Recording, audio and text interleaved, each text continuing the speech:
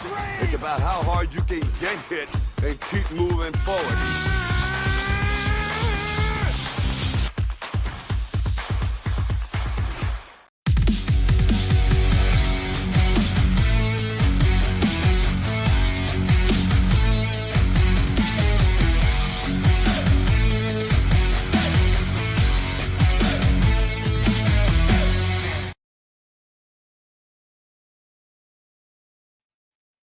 What is going on, everybody? Welcome to Cage My IQ. This is the UFC Singapore Picks and Prediction Show with yours truly, Cage. As always, I'm joined with my co-host, Miles Long, after a week off due to him being sick. Yeah. How are you feeling this week, Miles? Man, I was messed up last week. I was like running on, 40 hours and no sleep. Went to a CrossFit workout with just a half a bowl of soup in my stomach. So I made it through, though. I was like, I'm not going to pass out. I'm not going to throw up. And I powered through it. But no, I got some rest, feel way better. So I'm good this week. We're now clear of UFC 292, which took place in Boston, Massachusetts. We got a new champion in Sugar Sean O'Malley. And then, of course, Zhang Wei Li retained her strawweight championship in dominant fashion with almost 200 plus strikes. She had, I think, 4 or 5 takedowns and 15 minutes of control time. That was just a killer performance by her. One of those ones that she, I think, can look back and be proud of. She's going to be like, she has developed into an overall specimen of a champion now, ever since. I think it's just a blessing in disguise that she had that Rose Namajunas fight where she was held on bottom guard, and then she used that to kind of gain a grappling expertise. She learned the craft, and now she's very dominant on both the stand-up and the ground game. And whoever's going to challenge her next, it better be somebody very good. And we might find somebody on UFC Singapore that could be next to challenge her, and I'm hoping that it happens. But before we get into this 13-fight card that's going to happen this Saturday morning at 5 a.m. Eastern Time. Yes, you heard it, because they're going to be over in Singapore, so it's going to be a very early card on ESPN Plus. Please, once join the Discord channel that we have, and join the Bloodline ENT Discord. The link is going to be in the pin post when I drop the episode. So just all you got to do is look to the right in the comment section. It's going to be right there. We're going to discuss everything with all the fans, all the viewers. We're going to get everything active. We're going to post all the content on there. We want to keep you guys entertained with each other and have discussions on sports, on MMA, on wrestling. Just had a big area to be able to discuss what's going on in the world of sports and entertainment in one spot. So definitely join the Bloodline ENT Discord channel. And once again, it's going to be in the pin post, and it's going to be in the profile down below on the YouTube channel as well. And then, of course, we got merch. Check out this video about our merch for the Bloodline Entertainment. Tired of bored, uninspiring merch? Well, you need to go to bloodlinenetwork.com/merch. We got merch for everyone. Men, women, kids, in the home. We got tanks, V-necks, t-shirts, coffee cups. And we can't forget about beach towels. That's right. Get your ass off that hot ass sand and get your Bloodline Entertainment Network beach towel. bloodlinenetwork.com/merch. For your pleasure. Is the Bloodline Entertainment merch starting this Monday. We're going to be running a discount on the Bloodline merch website. All tees are going to be 30% off, and then everything else is going to be at a discounted rate. So definitely go to the Bloodline Network and hit merch and go check out all the merch stuff that they explained to you in the video. Like you said, we got t-shirts, we got tank tops, we got beach towels, we got coffee mugs.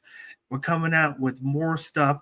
The starts about bringing out a baseball uniform with the Bloodline Entertainment Network on it. What they're going to personalize and stuff. I'm going to be coming out with a Bloodline Entertainment shirt with the logo on front, and then Cage My IQ on the back. That's going to be in the works as well for us to wear on the channel. So check out our merch at bloodlinenetwork.com/merch. And then also, I want to get a shout out to our sponsor at W Energy. And if you want to know what W Energy is, watch this commercial. Yo, what's good, brother? You ready to live stream? Oh man, I just don't know. I'm feeling real low on energy right now. What? You know what, man? I know exactly what you need. You need some W Energy.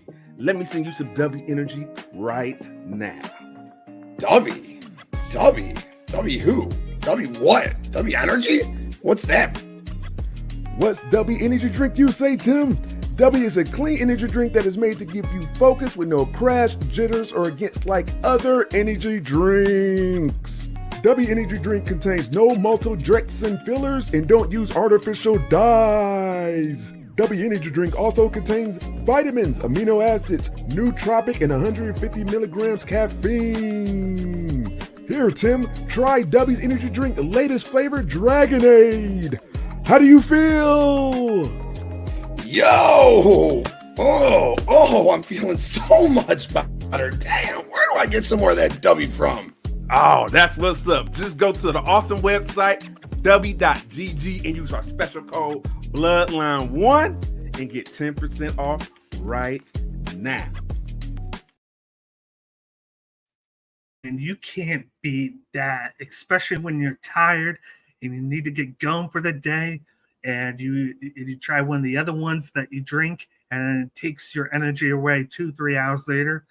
This doesn't do that. This gives you the energy. You don't get the lull at the end of the spell 2 hours later. You keep that energy and it keeps you going for the rest of the day. So try W Energy. Go to w.gg, put in the promo code Bloodline1 to receive 10% off your purchase. Once again, that's Bloodline1 at the purchase when you buy something from wenergy.com. Now I'm so excited to talk about UFC Singapore. We got this great fight card coming, and it's basically like a half fight night, half pay-per-view because it's going to be in Singapore. They always put on a good show over there. A reminder, once again, this is going to be at 5 a.m. Eastern Time, 4 a.m. Central Time. So make sure you wake up very early to get your bets and predictions ready. And make sure on this video, you slash the like button down below, hit us up in the comment section, and let me know what you think of our picks and predictions for the show. We're going to talk a little bit about betting odds as well. Last week, I came one bet away from having a clean sweep on all my bets. I missed only one, and that is it. And that's because Kurt Holloway won by submission and not knockout. I came this close. Everything else, clean sweep. I was 11 for 12 on my picks. So definitely let us know what you think of the picks for this week. And then let me know what you're going to do from a betting standpoint. This is going to be more creative of an episode because some of these are newcomers compared to last week, which we had a lot of bets on last week's pay-per-view. This is a typical fight night, of course, with newcomers, with fresh faces, a lot of Dana White Contender Series or UFC Asia Fight Pass fighters on this card. But let's get started with the action for the first fight of 13. We got Sung Woo Choi going up against Gerard Evans, and this is going to be taking place at the featherweight division. Here's the odds right there. We got Sung Woo Choi, who is the minus 200 favorite. We got Jarno Aarons, who's the plus 160 underdog. What are your thoughts on this fight? And this whole prelims card was just kind of a giant mid-off. There's not too many fights I'm excited about. This is one of them. I do like Sungwoo Choi. He had a lot of promise early in his career. Then he recently kind of got a string of bad losses. First one was against Alex Caceres, and then after that, Joshua Cubilo, and then Michael Trezano, just one after the other. And like two of those, I think he got finished by Caceres and Trezano, and then Cubilo, we went to the decision. But I'm hoping he can turn it around. Like I said, he's like one of the very few Korean fighters in the UFC. He takes after the Korean Zombie in a lot of ways. He's a big stand-up guy. He can bring the power when he needs to. He's creative with the striking. And then with Aaron's, like I think he had like grappling success real early in his career. I think he has 3 submission wins. Or no, I'm sorry, he has 5 submission wins. But it's been a while since he got an actual submission victory. Like the last one he got was back in 2020. He got an armbar when he was in EFC. That was about it. So since then, he's mostly been a decision or kind of winning by knockout. That one time when he was doing the National Fighting Championship, but for the most part, I think what happened was he kind of fell in love with the striking a little too much and moved away from his early grappling success. So when he got to the UFC, I think like the one fight he's had, the one fight was the Gomez fight. That's the one I saw. And like the big problem with him there was that he just got controlled. Like he just got outclassed with the wrestling. He couldn't really get his striking going. And then Gomez just had more answers. He was able to secure takedowns pretty easy. He was able to rack up control time. And he didn't make it a standing battle like Aaron's wanted. So that's not going to be a big concern here because Sungwoo Choi, I think, is going to be the stand-up guy who's going to willing to stand and trade with him instead of like pin him on the cage or anything like that. But I think if these two go, power for power, punch for punch, I think Sungwoo Choi is kind of a big, long guy for the division. I think he's got the range and he knows how to use it. So I think that's going to be a lot of trouble for Aaron's trying to keep up, especially if he wants to stand there and strike instead of use that wrestling that he had, early wins in his career with. But I mean, he's been moving away from it, more recently. So I don't really expect him to necessarily use it, even when it's like a good idea. I don't think it'll come to him at the time. I think he's just going to try to bite down on the mouthpiece, eat him just so he can trade one back and then just see what he can do in terms of just grinding out like a standing battle, possibly a decision. Like I said, he hasn't really had a knockout in a while. His last knockout was 2021. So it's been like 2 years since he got a knockout. But I think in his mind, he can maybe grind out a decision. But I think Sungwoo Choi has more ability to bring power when he needs to. I think he's more dynamic with his striking. He's really good with both his hands and his feet. So you got to be keeping track of up top and down below. Otherwise, he'll just catch you with something you're not expecting. So I could see Sungwoo Choi definitely winning this one by knockout. Or if Aaron's ends up being real durable, he could definitely get the decision as well. If Sungwoo Choi does get the knockout, it'll probably be a little later. He's kind of slow to start a little bit, and that's kind of what's bitten him in the ass in the past. So maybe like second, third round, just depends on when he really kind of gets in gear. It's not an exact science with him. Like with Alex Caceres, I feel like he should have started earlier, and then Trezano, he should have maybe taken more reads and then start a little later. So we'll just kind of see who shows up, but I think Sungwoo Choi is the favorite for a reason. That's my pick, right? And then that losing streak kind of started when he got that deduction against Alex Caceres, where he almost he had him this close to knocking him out, and then he kneed him. And it was debatable, but they called it, and that kind of changed the trajectory of that matchup, and it kind of lost all that momentum. And then Caceres wound up taking advantage of it and win that fight, and then he wound up going straight up, and he's ironically on this card on the main card. And Choice, that's what started his 3-fight losing streak. But he definitely has the power in this matchup, and he does do a good job of being patient and picking shots. It's just that sometimes it goes up against guys with bigger reaches in matchups, and it plays a big factor. And then you got Jarno Aarons, just like you said, he has that grappling background, but then he's also Dutch. So he has that background in kickboxing. I think he falls in love with it, like you said. He wants to fight from a distance, throw kicks, throw, get inside, throw, and then get back outside. And that's why you're not seeing the submissions that much anymore. Plus, the level of competition has gone up. And then I think once he did that kickboxing fight on the regional scenes. He's kind of fallen in love with kickboxing, and he's sticking to just that. You brought up the William Gomes fight. He actually got taken down 3 times by William Gomes and controlled for at least, I think, 5 minutes or so. It was closer In to that, 6 minutes. It was 2 minutes yeah, apiece. It was a long time. yeah. Actually, it was 8 minutes. So he got Oh, it was? controlled Dang. for 8 minutes. So that's even worse. So he's kind of like I feel like he's forgotten about grappling in an MMA, where you should have 1 to 2 background things to go to, but he's only sticking towards the kickboxing. So it's like, if you're not going to have that knockout power, you need that backup plan if your striking's not going to match up with your opponent. Just like Troy, if he's a striker and he's going to want to hit and knock you out, you do want to go with something that Troy is kind of iffy against, and that's the takedown defense and dealing with guys in the clinch. He wants to move around and throw and use that speed. And Caceres was able to clinch up with him. Trezano was able to deal with that too, clinch up and throw in there. And if Aarons was smart, he'd do that. But I think he's going to come in and just stick to the kickboxing.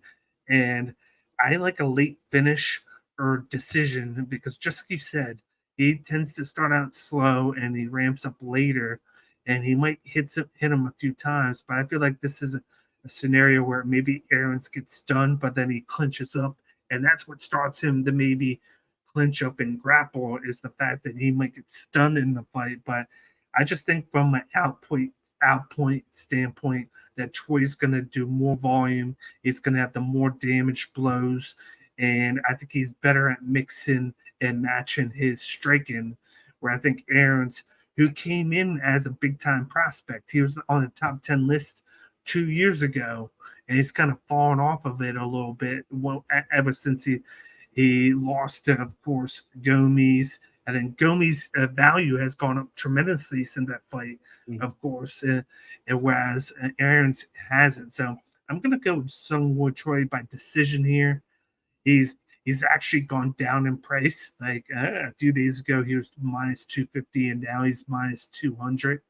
So you're seeing his price tag go down, and you're seeing Aarons going up. So if you can wait until tomorrow, considering the fights Saturday morning, you might be able to get Sungwoo Choi at like a minus 150 odds for the money line, and that's very good for his statue, being on a 3-fight losing streak. Aarons is a prospect coming off of a loss, so like you would think the odds would be higher, but they're not. So you could get that and then go with the over 1.5 if it's pretty decent. And that odd's not out at this moment.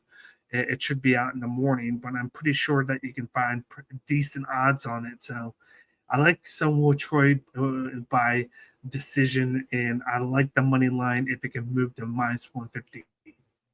Yeah, that makes sense.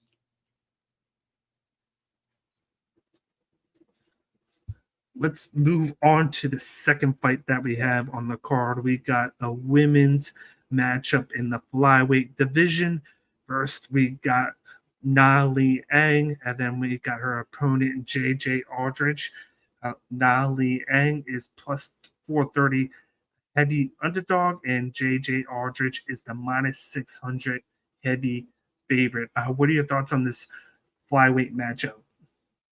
Yeah, I don't know. Like, Nan Liang seems like she's got skills, but then like at this level, this ain't it for her. Because like before she came into the UFC, she was on a 5-fight winning streak.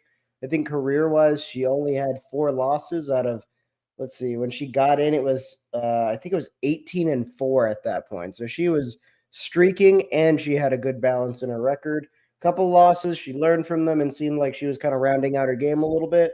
One of those losses way early on was an armbar, and then right before she came into the UFC, she had 2 armbar victories, and that's kind of what punched her ticket. But then she gets to the UFC, and she's just kind of a mess. You know, like the very first fight against Carnelosi, I think is how you say that. She ended up getting knocked out in the second round via ground and pound. But really, if you kind of look how that fight played out, like you can even just look at the stats and know exactly what happened. Early on in the first round, it looks like she was actually fairly successful. The striking difference was close enough to where her 2 takedowns and 2.5 minutes of control time probably edged out the round, even though it looks like she got controlled for maybe 2 minutes, but just a little short.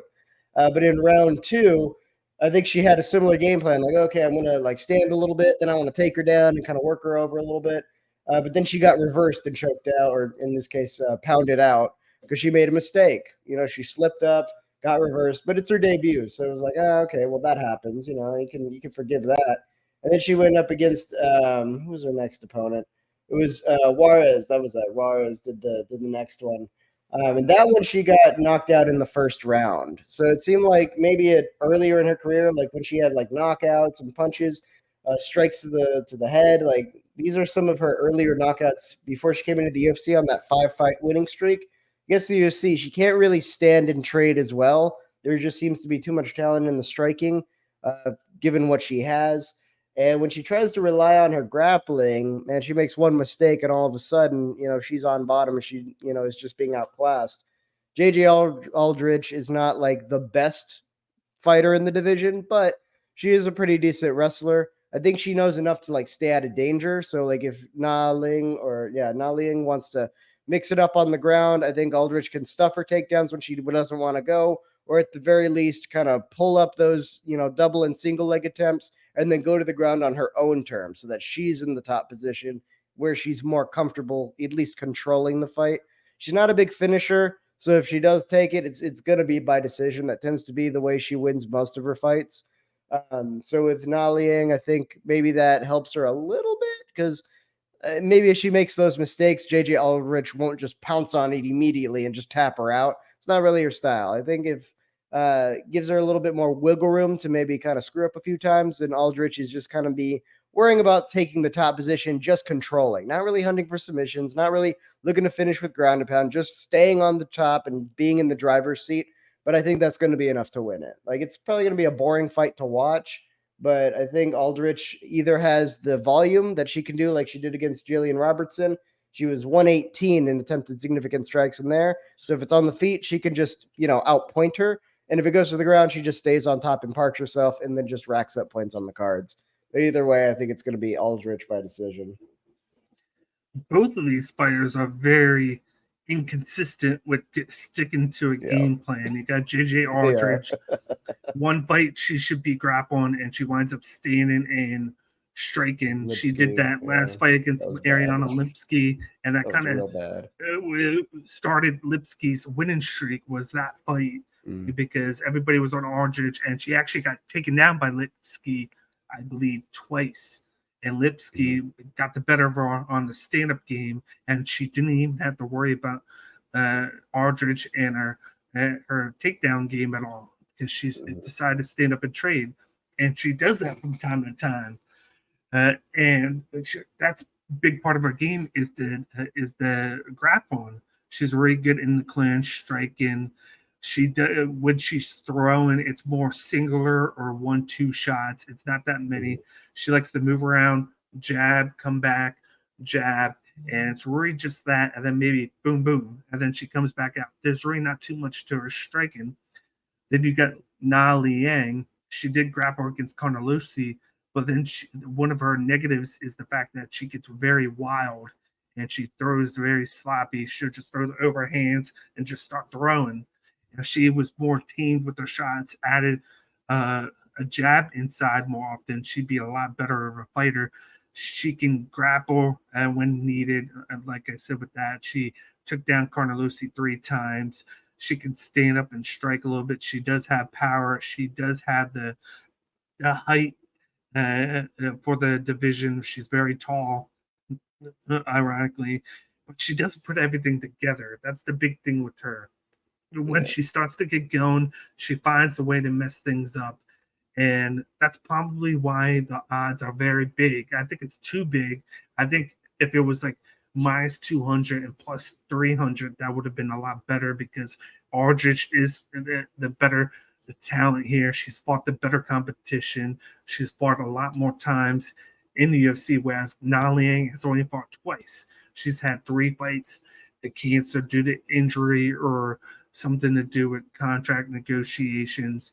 And this is only going to be a 3rd fight in 3-4 years. So we don't know how much better she's gotten, considering she lost to Carnellucci round 2. Like you said, she dominated Carnellucci round 1, and then she got just very tired and then got obliterated by that Carnellucci round 2, and then she got taken out very quickly by Suarez, very quick.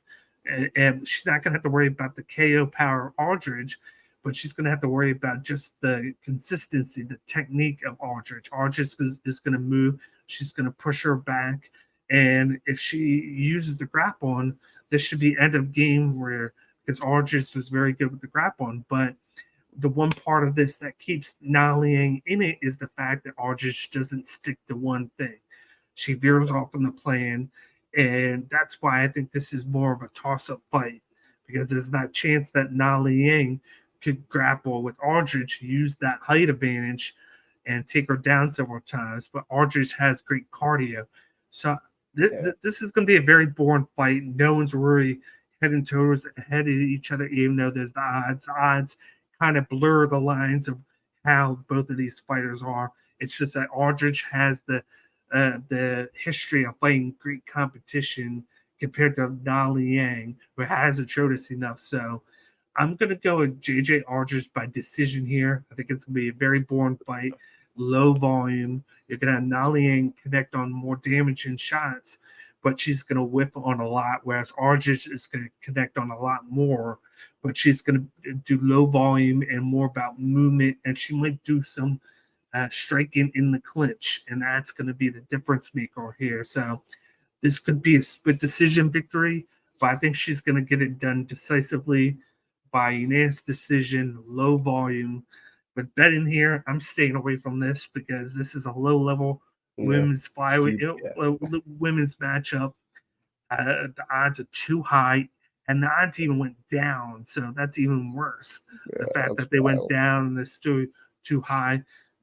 I would say maybe look at it and bet live if maybe Na Liang gets a hot start, and then see if you can jump onto Aldridge round 2 if that happens, because at the end of the day, I think she has the better cardio, the better striking, the better speed. And the only thing that Liang has is the height and the power, but she's very sloppy. So I'm going with Aldridge by decision on this one. Yeah, that was an easy one. That's opening shot. Let's move on to the next matchup. We got a welterweight matchup between Yusaku Kinoshita versus Billy Goff. You got Kinoshita, who's the minus 150 favorite. You got Billy Goff, who's the plus 125 underdog. What are your thoughts on this matchup? So these are kind of two interesting guys. Billy Goff is coming in for his first actual UFC debut. The last fight he had was Dana White Contender Series fight, of course. And then with Kinoshita, he was one of the Road to UFC tournament. I think he was a final. No, that's the other guy. Let me pull his record. I forgot about this guy. I think he was a finalist. He was a finalist. I can't remember. He wasn't like the one of the two guys who were like right there, right at the very end. They're later on the card. But I remember he was pretty impressive too. Like he didn't necessarily have to be like, the finalist guy for him to like put on a good performance. But the thing that stuck out about him to me is that the talent he's fought is pretty impressive too. Oh, geez, I can't even say that. Yukihiro Murayama. He managed to actually knock him out when he was fighting in Pancrase in the first round. That dude has a 22-11 record. At the time, Kinoshita was 4-1. Like, that's a pretty big victory. Even though the guy's, pretty old for fight years, he's definitely got battle damage. Like, the experience is usually what outshines the youth, especially when you're 4-1. Your professional career is just getting started. He had just come off his very first loss, and sometimes that can be a way that you get a loss streak going, right? Especially when you're still pretty fresh, pretty green. But he did have one fight inside the UFC. That's right. So he's a Contender Series. against Jose Souza. He was able to win in the third round, 43 seconds in, off a left hook. So it was a counter check or a check counter hook and a cross. And then he went into his first UFC fight night. I think it was on the prelim card against Adam Fugit. And then that's the one where he got finished in the first round. But he managed to make it to like the 4-minute, 30-second mark. So with Kinoshita, it seems like he has the ability to do like a strong counter game when he needs to. Like he can land those big punches. He does have a submission game. His record is pretty well balanced, I would say. It's 4 KOs, 2 submissions, and it's kind of a mix. So far, he's been winning by KO lately. That's within like the 2022 area. You go back to 2021, though, he did win a pancrase match by front choke. So he does mix in the grappling when he needs to. And it's there for him, especially if like he's in trouble. He can kind of press forward, create a grappling situation, secure the takedown, and then he's back in the fight when he's on the mat. So just because he's outclassed on the hands, or even if he's getting outpointed, because he does like to put in those big counter strikes, if he's just getting outworked, well, then there's still a path to victory for him. With Goff, I can never say that name right. Billy Goff. I saw his Contender Series fight. The biggest thing I saw in that fight, huge vulnerabilities in his chin. Like he almost got finished in like the first 30 seconds of that fight. He went down right away. He managed to get back up, fight through it. But not only is the chin an issue, his durability is there, but he took a huge amount of damage for fighting one round. Like he just, as soon as he feels like he's in trouble, hands come down. He's willing to eat one to give one. But like he absorbs so much damage so quickly, it's gonna add up. It kind of reminds me of Chris Duncan. Yeah, like same issue. Like once they get going, they don't think about guard discipline to try to get those shots away from them. They're like, no, I'm just gonna eat it. That way I can hit you back. And I think if he does that with Kinoshita, either Kinoshita is going to land something in a counter that's way too much for him to handle, and he's just going to be done, or he's going to overwhelm Kinoshita for a second, just long enough for Kinoshita to go, okay, level change, shoot for the takedown. Even if I don't get it, pin him on the cage and just slow him down, cut off his momentum, get him on the ground if I need to, or I can create that separation. Now that all his momentum's gone, we're back in a neutral, you have to come to me now. So that I think works a big part in Kinoshita's favor, just the way he plays, the fact that Goff is going to be more vulnerable to taking damage and a chin that doesn't seem like it's 100% there anyway. So I got this with Kinoshita. I think he could probably do it pretty early. I'm thinking maybe first, second round knockout or possibly submission. It's been a while since he's done a submission. I think he's enjoying the striking more. That's why I'm leaning more towards the knockout finish. Yeah, and the odds are kind of up in the air right now, more so. It's almost even. You got minus 150, plus 125. They actually went down a little bit on the Kinoshita side. So a couple of people have jumped on the Billy Goff side to push that down to plus 125. But just like you said, both these guys have knockout power. You got Billy Goff, like you said, he goes broke. He takes a couple shots so he can give shots back. And Kinoshita is sort of the same way, but he does have a little bit of a grappling background.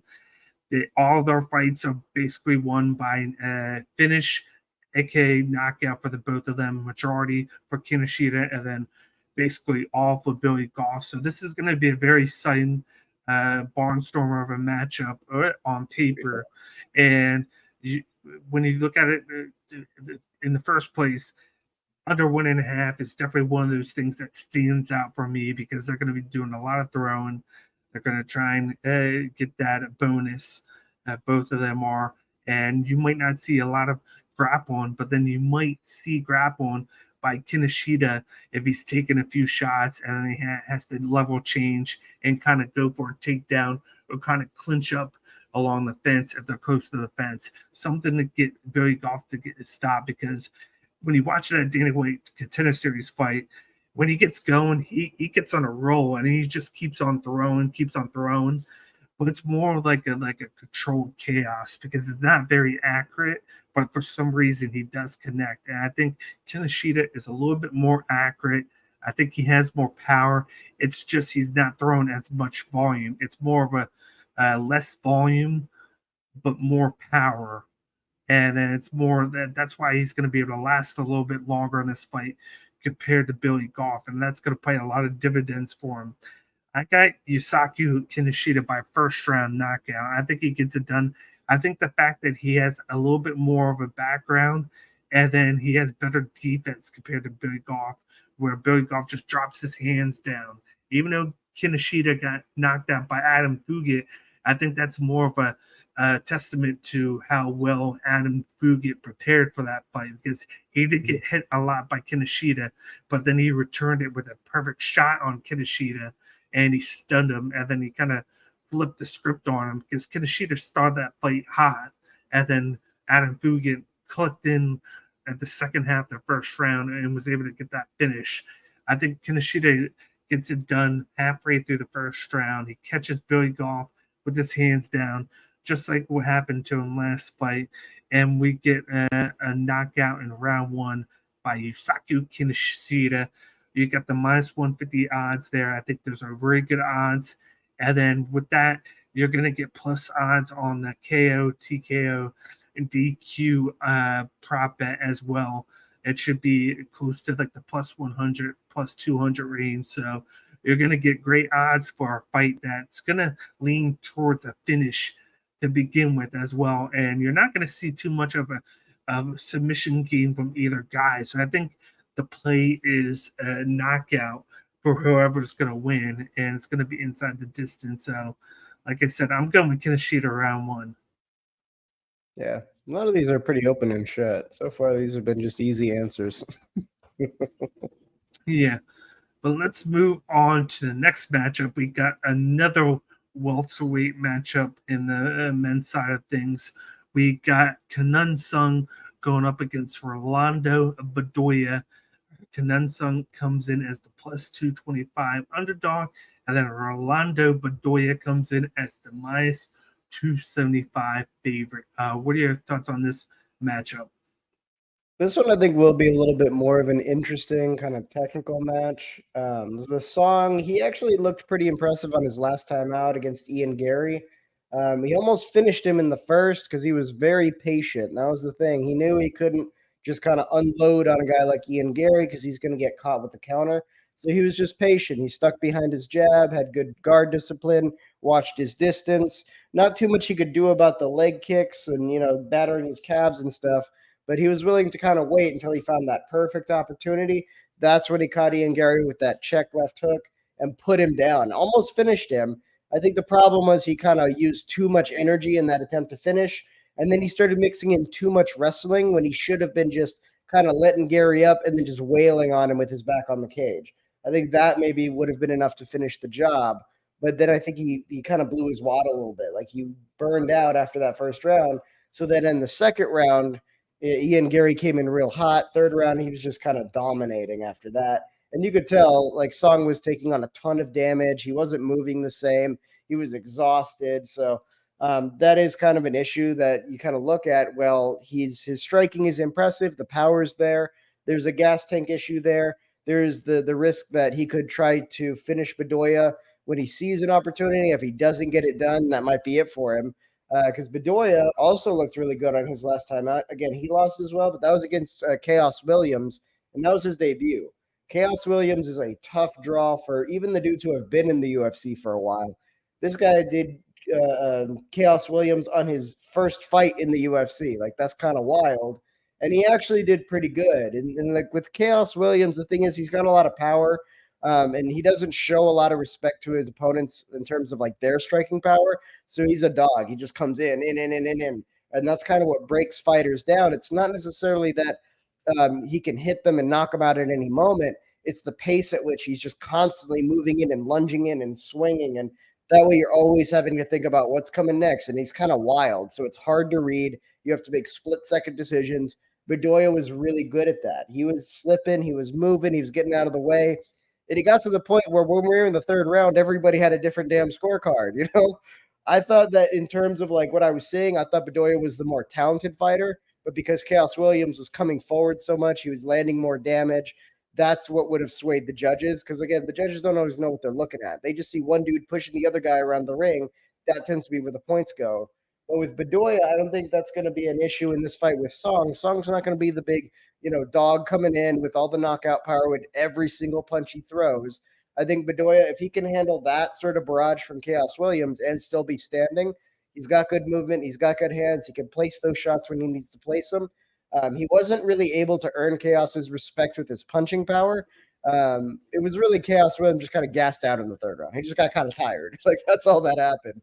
But I think the fact that he is durable and he has decent enough striking in terms of volume, counter-strike, offense, that's going to be what keeps him in this. Whereas Kanan Song, I think he's going to be a little too conservative on the front end. He's going to see one big opportunity, and then he's going to blow his wad. And if he can't get it done, Bedoya is just going to finish it. He's probably either going to take it by, again, decision because he's not a huge power guy. But if he can wear on Song a little bit, wait till he gets tired in like maybe the second, third, win by a TKO victory just when he starts gassing out, get on top with a little ground and pound until the ref calls it off. But yeah, I'm leaning towards Bedoya on this one. Yeah, you got Kenan Sung, who's been working a little bit on his grappling. He did take down Ian Gary twice in that fight early on, and he's moreover putting 100% of his strikes into each punch that he throws. He's more calculated with it. He's not going to throw a lot of volume. He's going to take his chances, and when he sees them, he's going to go and swing for the fences. That's why he has that knockout powers. He puts a lot into it, but then, just like you said, it wears into his gas tank. He usually is a guy that lasts in the first round, and then in rounds 2 and 3, he starts to slow down, and then that's what happened against Ian Gary. He almost knocked him out. He put a lot into going for the knockout. When he didn't get it, he was kind of dead the rest of the fight, and allowed Ian Gary to just pick him apart. And it kind of allowed Ian Gary to get going and practice the angle striking that he has been showcased in the last 2 or 3 fights, especially last week against Neil Magny. And then on the opposite side, you got Rolando Bedoya, who I felt like beat Chaos Williams. He threw more. They were 50-50 in round 1. You had Bedoya, who threw a little bit more round 2, and then Bedoya was the one to break out round 3 because of his cardio. He has better cardio, and then he doubled what Chaos Williams did round 3, but I believe they did it 29-28 Chaos on 2 of the judges, and then the one, it was a split. And I think coming into this one, a very underrated aspect of the matchup is going to be the jiu-jitsu of Rolando Bedoya, because you're going to see times where they're going to clinch up, and he has won twice by submission in his career. Like, he either wins by knockout or submission. So you're going to see him, I think, mix it up at times when you see Kenan Sung overreach for the KO, and you're going to see him move out of the way and clinch up and try and take down Kenan Sung, kind of wear on him, see if he can find holes for submission entry, see if he can take the back of Kenan Sung later in the fight, because he's going to have the volume over Kenan Sung. He's going to have the cardio. Kenan Sung's going to have the power advantage. Maybe Kenan Sung catches him early in the fight, but there's a lot of avenues are going to lean towards Rolando's way, and that's why he's the -275 favorite. It's the fact that he is the more polished fighter, and he's going to pour out a lot of volume. You saw a lot against in that fight against Chaos. He threw for 149 strikes total in 3 rounds because he was able to keep on pressing. Even if Chaos was the one pressing him, he was still throwing a lot. He was able to keep the pace. He wasn't getting as tired. He ramped it up over time. And I think a sneaky play would be Rolando Bedoya by rear naked choke round 3. And that's what I'm going to go with, because I think when Kenan Sung gets tired, he's going to be prone to be taken down and put into positions where he's going to be able to be choked and tapped out. So, and this could even go by that or by decision, but I'm going with the Rolando Bedoya by round 3 sub via rear naked choke. You look at the odds there. You got +225, -275. They're not that great, but they're not too bad. It's kind of in the middle. Bedoya's at -275. I don't see it going down any bit more because Kenan Sung has that puncher's chance of knocking out Bedoya. And on the other side, Bedoya he can knock people out, but he didn't really do too much against Chaos, but throw a lot of volume and catch him on an angle. So I think you're going to see more of that. You're going to see more of that, and then later on, you might see him switch things up to catch Kanunsung by surprise, and then get the back of him with that jiu-jitsu that's very underrated. So I'm not really looking at too much on this one. Maybe for over 1.5 rounds, maybe 2.5 rounds, because it could be a late finish. But other than that, from a Ben standpoint, I'm staying away from it because I'm not too favorable of the odds. Yeah, no, this one would just be more fun to watch than anything else. Yeah. Yeah, the different matchup, the different skills in this matchup, power versus volume here. So it's going to be fun, but like I said, going to stay away from it from a Ben standpoint. Let's move on to the next matchup that we have on the prelims. We got a men's middleweight matchup between Chidi Chikani versus Michelle Olachechek. You got Chidi Chikani, who's the plus 100 underdog. You got Olachechek, who's the minus 120 favorite. What are your thoughts on this matchup? Yeah, I mean, I think this is going to be another sort of striking battle here. You got two guys, majority of their wins come by knockout. Olejchek has got like 13 wins by knockout. Couple of decisions. That's usually just when he can't get it done, like against Modestus Bakakis. He wasn't able to get that one. It was a split decision. But most of his more recent wins in the UFC have been by knockout in first round, all of them. Sam Alvey, Cody Brundage, Malguz Maltov. I can't say that word. I don't know. But yeah, he's definitely like a big, heavy power guy. But his knockouts recently haven't been against like the stellar examples of the division. Like when he fought Justin Jacoby, he got, outpointed and basically went to decision. Same thing with Borjalio. Borjalio just choked him out because that's what Borjalio does. He's got great jiu-jitsu. So if it's not a standing battle, he's not super competitive, but he's up against Njoukani, and I think that's pretty much what he likes to do too. 14 knockouts. He's got 7 decisions, but all of his last 4 wins recently have all come by knockout. 2 of them in the first, and the other 2 were second and third round. But again, not against big examples of, shining beacons of the division. It's like Dusto Totorovic, Mark Anthony Borlat, and Mario Sosa. That was his Contender Series fight. So, I mean, these guys I think are pretty mid for the division, but I think they're big boys who like to throw some hammers. I don't think there's going to be a lot of grappling here. For Njoukani, when he was up against Gregory Rodriguez and Albert Duraev, I think that's kind of what got him a little bit, was the mix of skills instead of just sort of the one dimension of we're just going to stand here and trade. And that tends to be what also gets Zaychek with, like Borjalio, for example, was able to mix in that jiu-jitsu, the grappling, and that's pretty much what he had no ability to stand with or even really contend with. So if we're just looking at pure striking, trading for trading, like this is probably going to be like a kickboxing match, basically. If we're looking at that, I would say Olejchek is probably the more experienced guy inside of the UFC. He's been fighting in the UFC since 2017. Njoukani is kind of a newcomer. He had his Dana White Contender Series fight in 2021, just barely started in 2022. So he's been for about a year inside the UFC. And again, he hasn't fought some of the best talent. When he does come up against a guy who's like a big name now, he's lost every time. So I think the veteran here probably has the advantage. He has a longer history of fighting better guys, even though recently the competition hasn't been as stiff. This is a fight that favors that style. So even if Olejchek kind of gets in trouble, if Njoukani catches him with something big, wobbles him a little bit, he knows at least enough to pin you on the cage, kill your momentum, separate back out, then go back to the striking if he needs to. But he is pretty durable, so he might not even necessarily need to do that. I think he's just kind of an older, clever vet. Of course, Njoukani does, I think, have the power advantage here, so there is always that possibility he could just knock him out. But if we're going for the long run, you would be looking at Olejchek. Now, they both do tend to finish quick. That's the thing. They're bigger boys for the division, so the gas tank isn't necessarily there.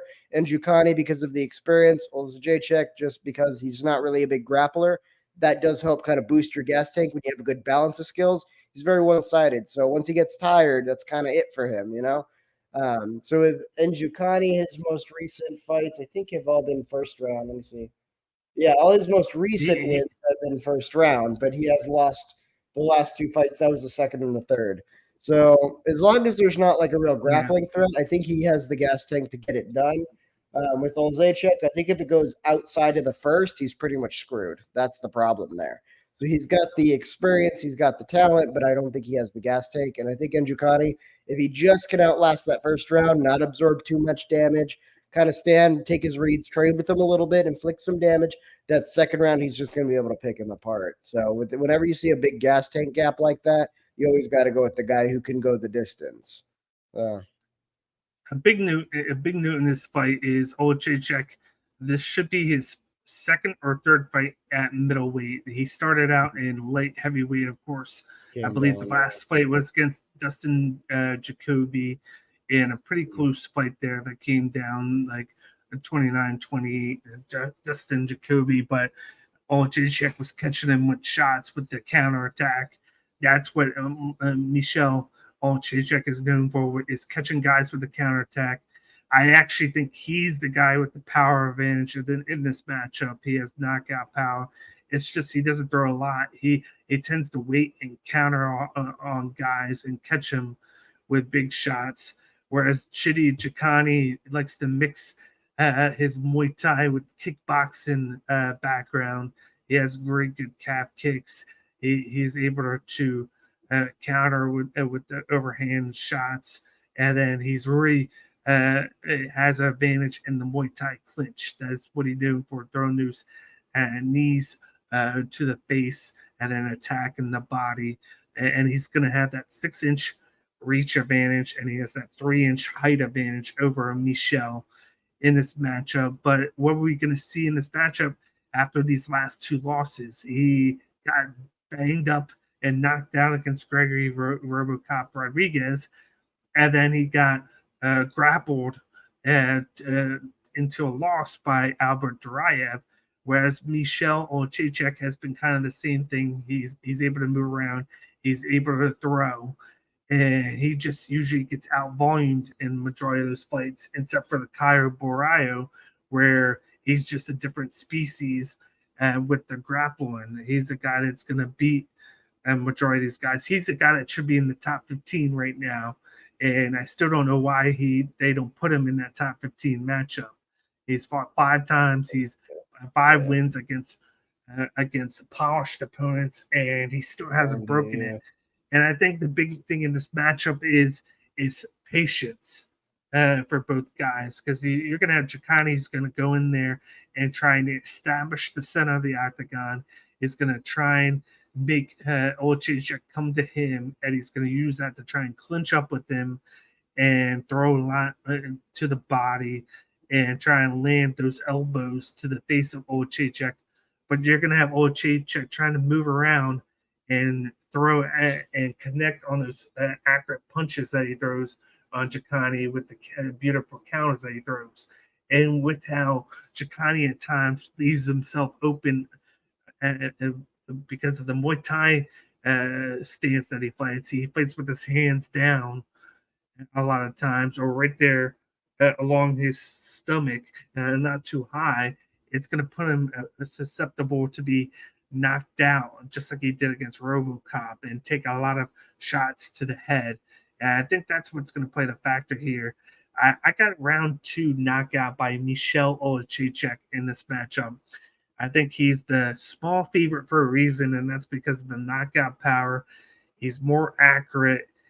He's just less volume. If he was able to higher the volume, he would be able to be more of a threat. It's just that he relies on the power in his matchup, and that's why he's more patient and he picks and chooses his shots rather than just throws a lot out, because when he throws, he's going to connect 80 to 90% of the time, and it's going to be a power strike on top of that. So when he connects, he's going to hurt Chidi Chikani. But if Chidi Chikani can put everything together, move around, not stay in front of him on the center line, and look to grapple along the fence, and then also throw and move, he might have a better chance if he takes off a little bit of the volume of the power and does a little bit more volume.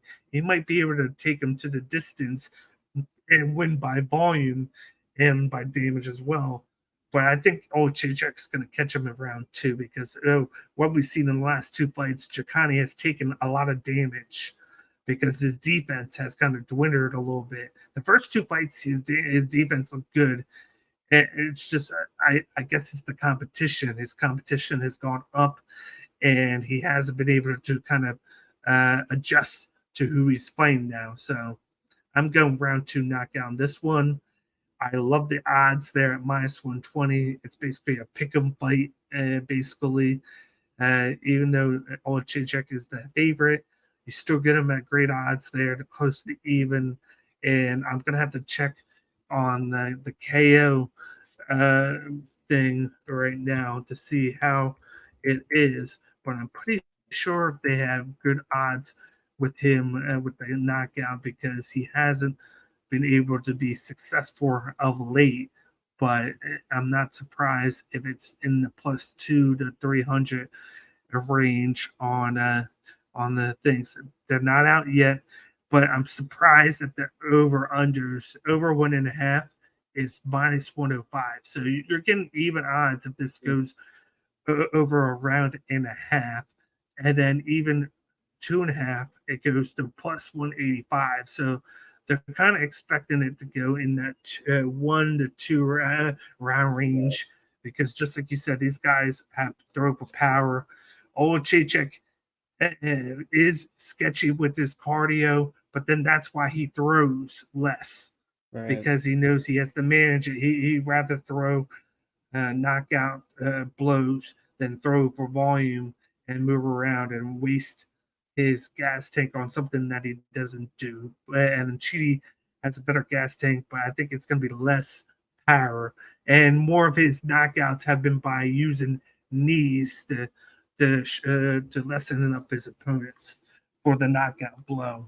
So I like that over 1.5 rounds mark in this one, and I still think that Jacek gets it done later in round 2 by knockout. Yeah, this is one of those low stakes fights on this card. The next couple are a little more interesting. This one is just kind of like, because I mean, it's the middleweights. Neither of these guys are competitive at middleweight. Like, let's be real. Like, come on. Yeah. Let's move on to the next prelim matchup on this card. We got a men's bantamweight bout between Tashiami Kazama versus Garrett Armfield. You got Kazama, who's the plus 140 underdog, and you got Armfield, who's the minus 165 favorite. What are your thoughts on this matchup? This one I am actually excited to see. Oh, excuse me. Toshiomi Kazuma was who I was thinking of earlier. He was one of the finalists, one of the big guys to make it all the way to the end of that road to UFC against Rinya Nakamura.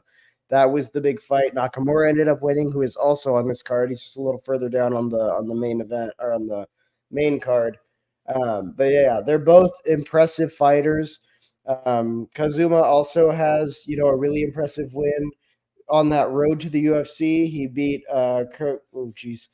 Karumoliani, I think is how you say that. I'm not even going to try that first name. There is no way I'm getting that.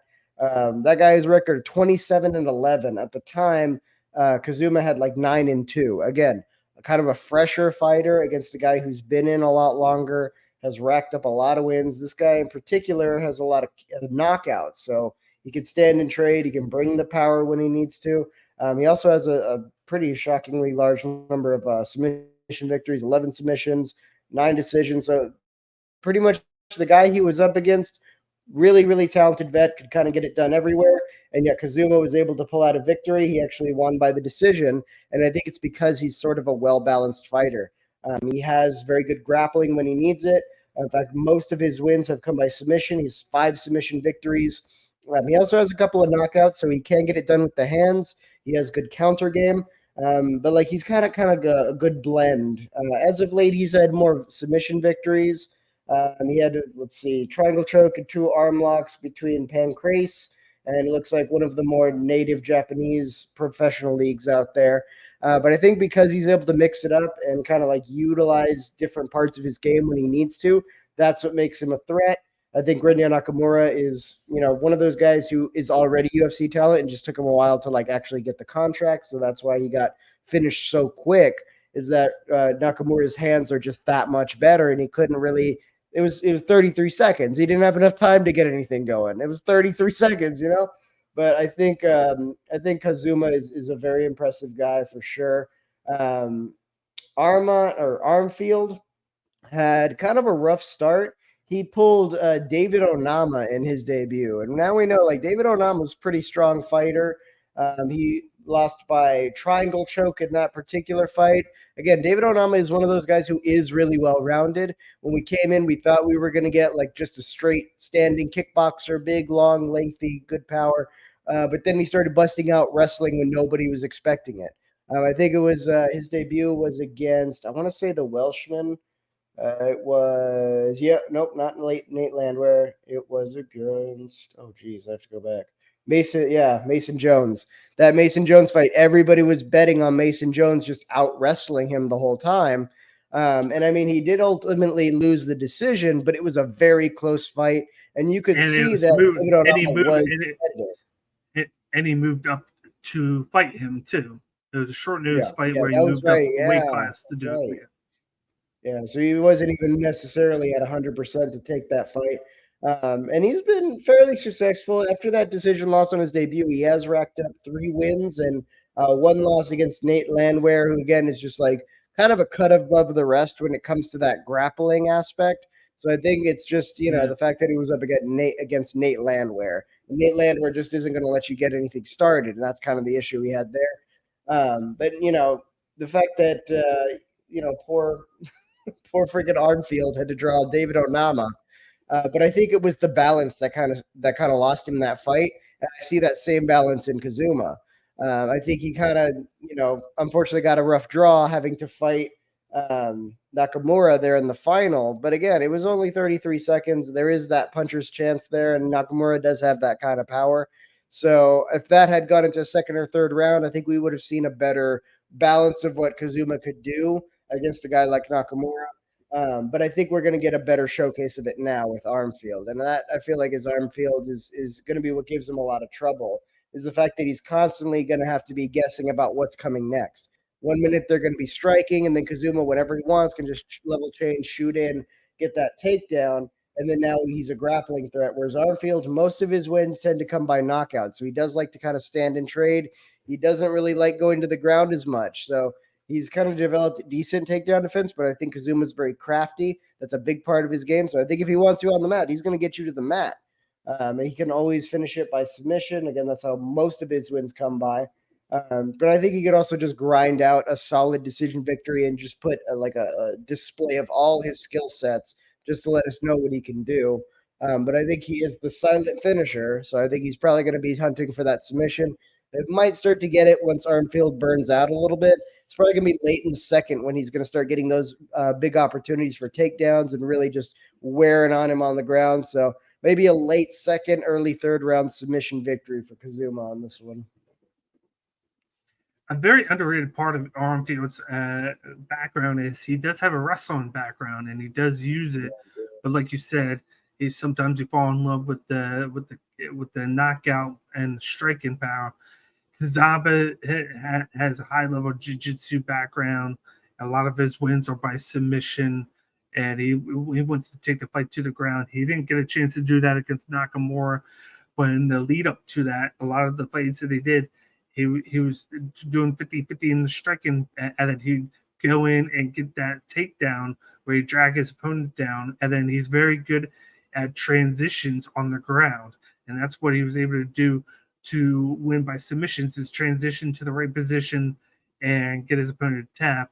But you got Armfield, who 2 of his 4 losses are to the same guy, David Onama. He lost to Ronnie Lawrence, who is more of a wrestling background.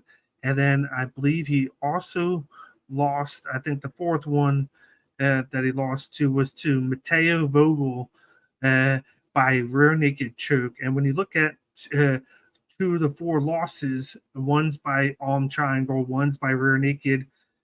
You got decision and then decision, but he does have 4 wins by submission as well. So it seems like when he loses, it's either he's getting controlled on the mat or he's getting tapped out with that. So you might not see him go to grapple on this one unless he's using it as more of a wrestling standpoint to get him on the ground and then hold him rather than trying to go into 50-50 situations with him. So you might see him try and use the strike in because he's going to have that advantage on Kazaba. You're going to see more crisper striking. You're going to see him take his time. He doesn't really have too much of a knockout power in the UFC. He did showcase it a little bit, but it's more about just wearing his opponent out and then finishing later on. So it's going to be one of those weird matchups to where it's either you're going to see him stand up and avoid the grappling and to try and out volume Kazamba, or you could see him try and test Kazamba with the wrestling and to try and take him down. And then when he gets put into situations where he might get caught in a lock or something, you might see him just back up and stand up again. But I'm going to go with Garrett Armfield by decision in this one because I think you're not going to see a lot of volume from Kazamba. I don't think you're going to see him being able to take down Armfield. And I think he's going to present himself with situations too. But Armfield is has gone up against a lot better grapplers that are wrestlers, and Kazamba does more of like a jiu-jitsu takedown, or it's more of like a drag, and he tries to drag his opponents to the mat. So I think he's going to do a good job at defending those types of takedowns, and he's just got to be on his game with his IQ and not put himself in bad situations. So I could see like a situation where this could be a boring fight where you're going to have Kazama trying to take him down and him throwing just enough within the striking aspect to win rounds against Kazama with them fighting each other within the grappling aspect. So I got Armfield by decision in this one. The over 1.5, actually the over 2.5 on this one is plus 115, whereas over 1.5 is minus 170. So I really like that over 2.5 at plus 115 there because I really don't see a finish happen in this fight. I do think that Kazama has the best chance with his submission game, but I don't think that Garrett Armfield's going to get caught in one of those submissions. I think David Onama, a big part of those matchups was the fact that he has knockout power and he is a threat in the striking, whereas Kazama is not too much of a threat with his stand-up game. So I think that Armfield's not going to respect the stand-up game of Kazama and is going to keep him there. So I like the minus 165 odds. It's not the greatest. I think you can wait and bet live, and maybe Kazama catches him early with the grappling, and Armfield survives and then wins the last 2 rounds. And you could get better odds there. And I like the over 2.5 rounds mark there. But in the grand scheme of things, I got Armfield winning by decision. Well, almost out of the prelim card, and then we'll get to the fun ones. Yeah. Let's move on to the prelim main event here. We got a men's heavyweight matchup between Waldo Cortez Acosta versus Lucas Dresky. You got Cortez Acosta, who's the minus 290 favorite, and you got Dresky, who's the plus 235 underdog. What are your thoughts on this prelim main event? Oh boy. So you got Waldo Acosta. He's fairly new to the UFC, but then again, so is Brzeski. Brzeski is sitting on a 0-2 record inside the UFC. One of those was Martin Bidet. Kind of makes sense. The style matchup favors Bidet pretty heavily there. Carl Williams, less excuse there. It was a decision.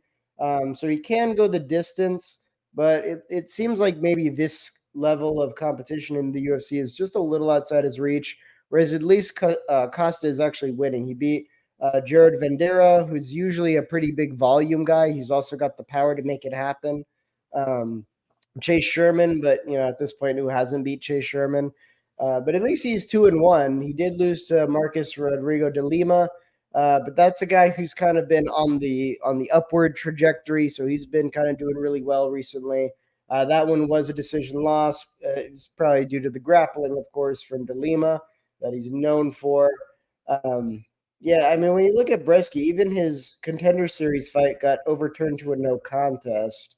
So I don't know. I think Acosta is ready for this level of competition, but he's not going to be competitive at heavyweight in like the top 15 or anything. I think he's maybe, as he evolves, he can shoot for like that, top 20, maybe bottom 15 to, top of the 20s range, somewhere in there. But I think the power is, I don't know, it's a bit of a toss-up. You've got 4 KO victories, 4 decisions for Acosta. And then with Bresky, you got 5 KOs, a couple of submissions, but those were pretty early in his career. He hasn't had a submission victory since 2018. So I don't think the grappling threat, or at least the submission threat, is going to be there. I think he's more of a wrestler at this point, where he kind of uses that background just mostly when he needs it, because I think he does really like the striking. He likes the stand-up. He's had 2 KOs in the first and 3 KOs in the second. So he does kind of like to get going early. Whereas Waldo Acosta, he has 1 TKO in the first, but most of his TKO victories come later on. Like second, third round is where like 3 of those TKO victories come from. So he's a bit of a slower start. So I think Bresky is going to want to get started a little bit early. Maybe try to mix in the wrestling if he can, if he's smart. But if he just decides to just go, heavy on the striking, there's always a gas tank issue there that could potentially present a problem if it goes into a second or third. I think Acosta definitely has the power to make it happen, but he can also go the distance. So if he's feeling that Bresky is going too hard in the first round, he might kind of back off a little bit, let him kind of punch himself out, and then start to show up again in the second or third round. So I think the better battle strategy and the overall, I think, better mix of skills that are going to kind of win this out is probably going to Acosta. Even though Bresky does have the wrestling, I think the fact that he likes the striking too much and that he may like outpunch himself is going to lend to the fact that it's not going to be as effective in the later rounds when I think he's really going to need it, because that's when Acosta is going to get going. And that's when the wrestling would make a difference. But if you're too tired to make it happen, it's like they say, like whenever you're fresh and new, if you're like an NCAA top contender in wrestling, and then you get hit and you're tired after that first round, by the second round, you're more like, you just started college level wrestling. And then by the third round, you're more beat up, you're more tired. By the third round, you're like high school level. Like your gas tank matters here. So just because of that, I do like Acosta for this one. Probably by decision, though. Yeah, in like the third. Yeah, I'm going with Eduardo Cortez Acosta by decision in this one. He has the boxing background, quick hands. The one loss, of course, was to Marcos de Lima. He got taken down 3 times. He showed kind of a weakness to his get-ups when he's taken down. And with Lucas Dresky, he's a distance striker who throws a lot of leg kicks and likes to counter you after throwing those leg kicks with overhand shots. And like you said, he does have a few knockouts, but a lot of his fights are just ramping up in the beginning, throwing a lot of leg kicks, and he starts to slow down a little bit. Whereas Cortez Acosta has better cardio within that boxing background.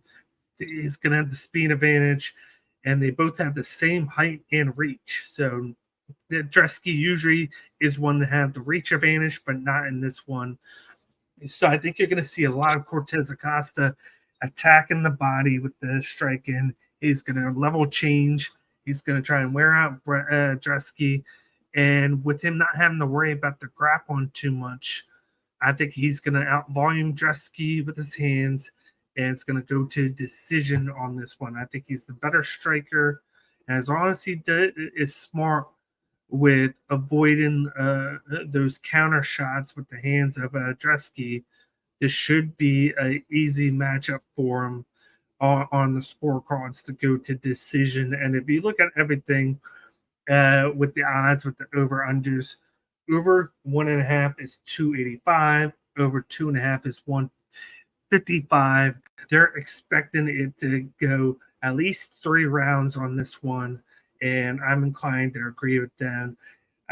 Within the matchup like this, I think minus 290 is too high of a mark. I was hoping it was going to be like a minus 180 plus 210 type of situation. Maybe give us a little bit of leeway with the lines, but they're going heavy on Wardo Cortez Acosta because of his boxing background and because he throws a lot more volume in the matchup. Whereas Dresky, he did throw for over 100 against Martin Boudet, but Martin Boudet gave him the legs all day, and he threw 60 or 70 leg kicks in the first 2 rounds.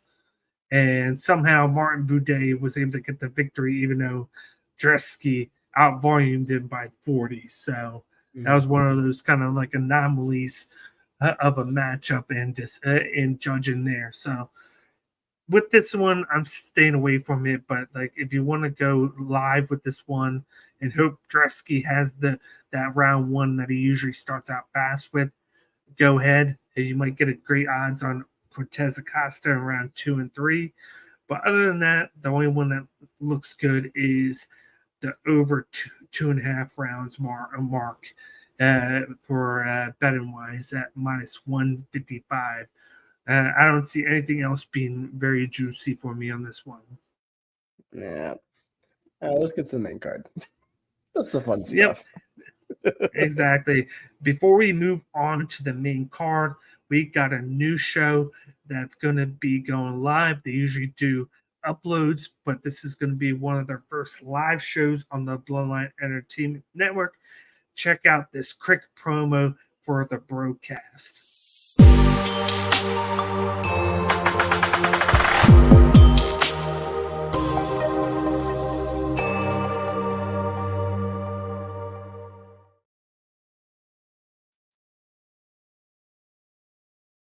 Coming to you live on Saturday morning. Check them out on the Bloodline Entertainment Network on YouTube and on social media on our Twitter, Instagram, and wherever you can find content audio-wise. You can check them out.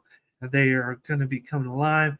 They're in Australia. That's why they're going live on Saturday morning. But definitely check out their podcast live on the Bloodline Entertainment Network. Let's transition over to the main card. The first fight on here, this is actually my fight of the night here. We got the women's flyweight matchup between Erin Blanchfield going up against Talia Santos. You got Erin Blanchfield, who's the minus 150 favorite, and you got Talia Santos, who's the plus 125 underdog. What are your thoughts on this women's flyweight matchup? This is going to be an interesting one because this one really is probably one of the more high stakes fights on this card, even considering like the main event and stuff.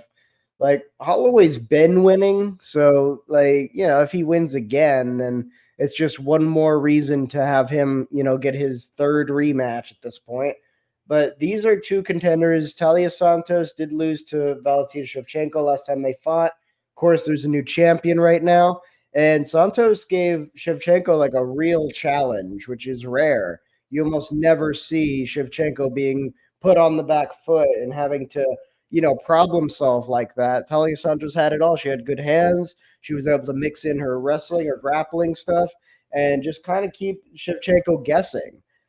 Usually Shevchenko just kind of blows right through whatever's in front of her. Her striking is great. She takes you to the ground. She just dominates in the top position. But Santos really put the brakes on her, and that was super, super impressive. And Erin Blanchfield is another one, just an absolute monster in that division who's been just kind of making her way up at the time. And she's been on a pretty hot winning streak herself. So again, this is a pretty important fight because I think whoever wins this gets the next shot at the belt.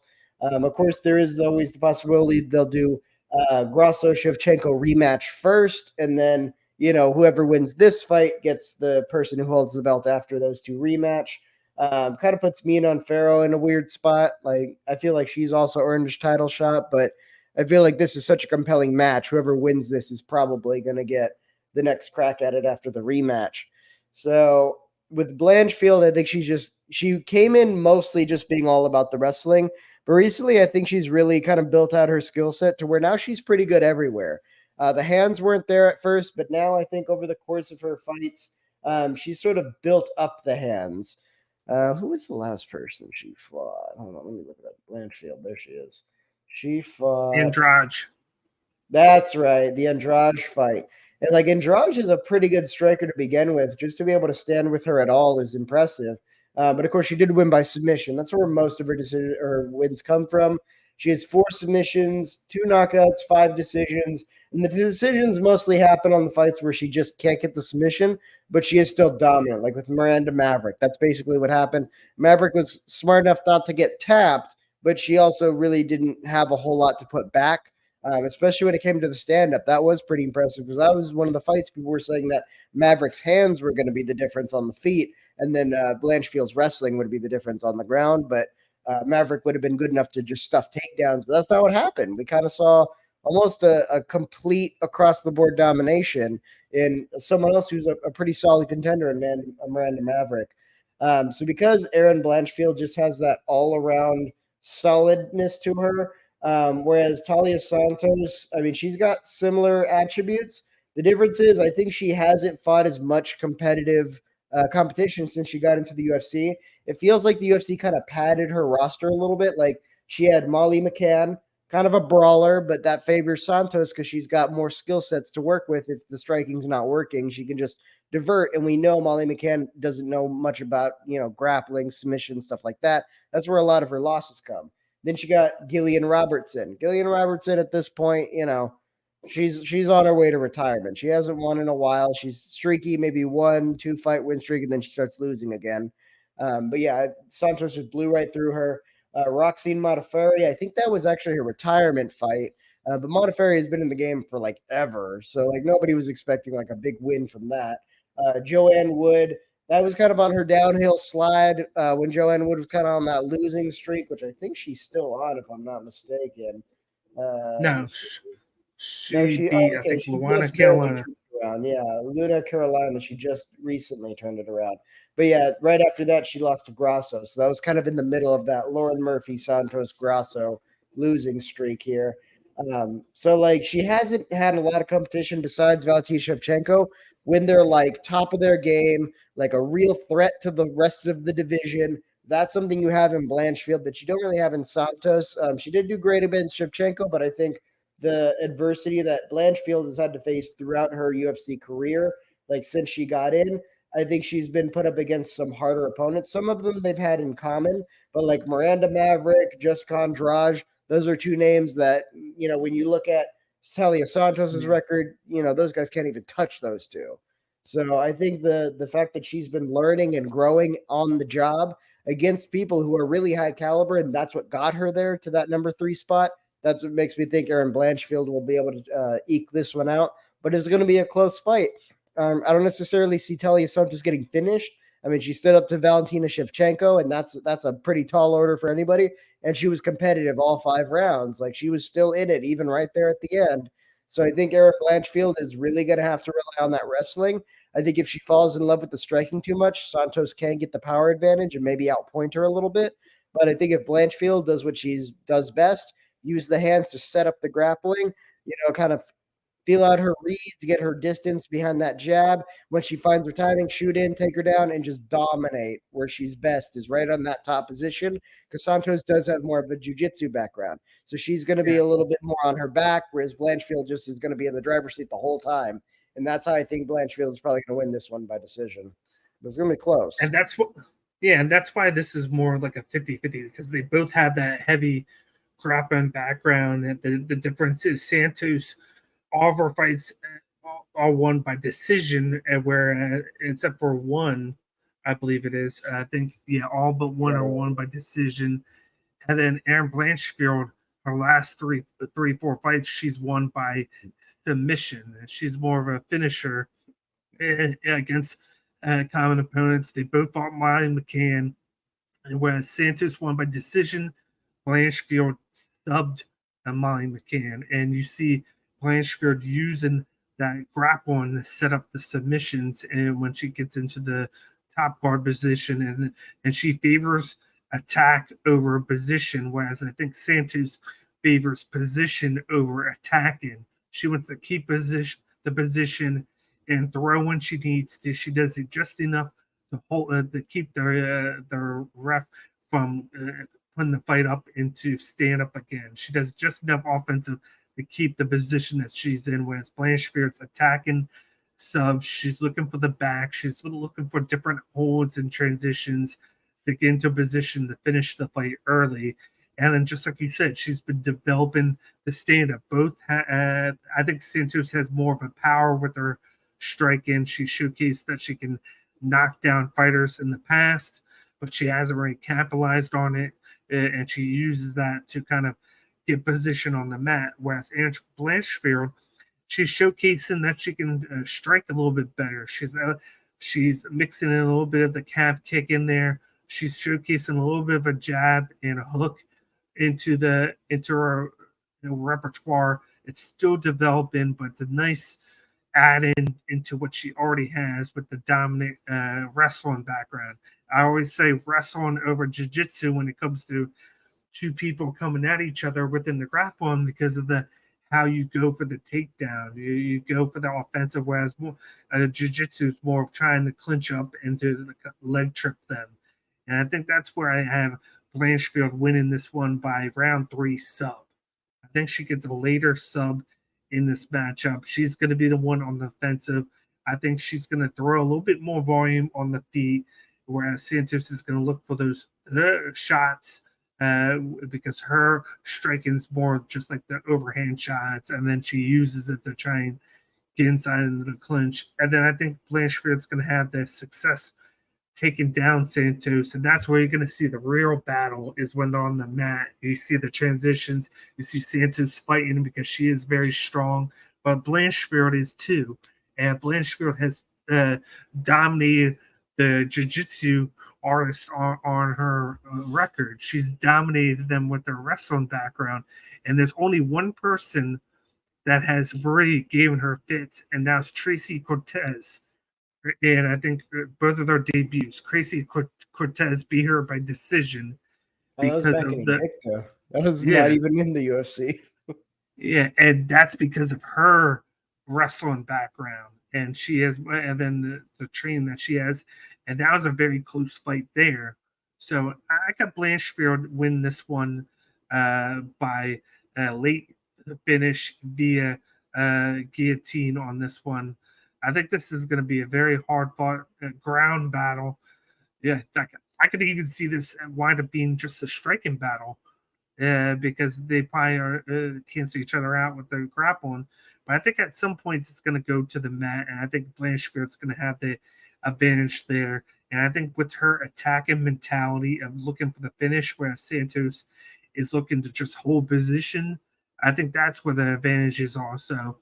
I love the minus 150 odds here.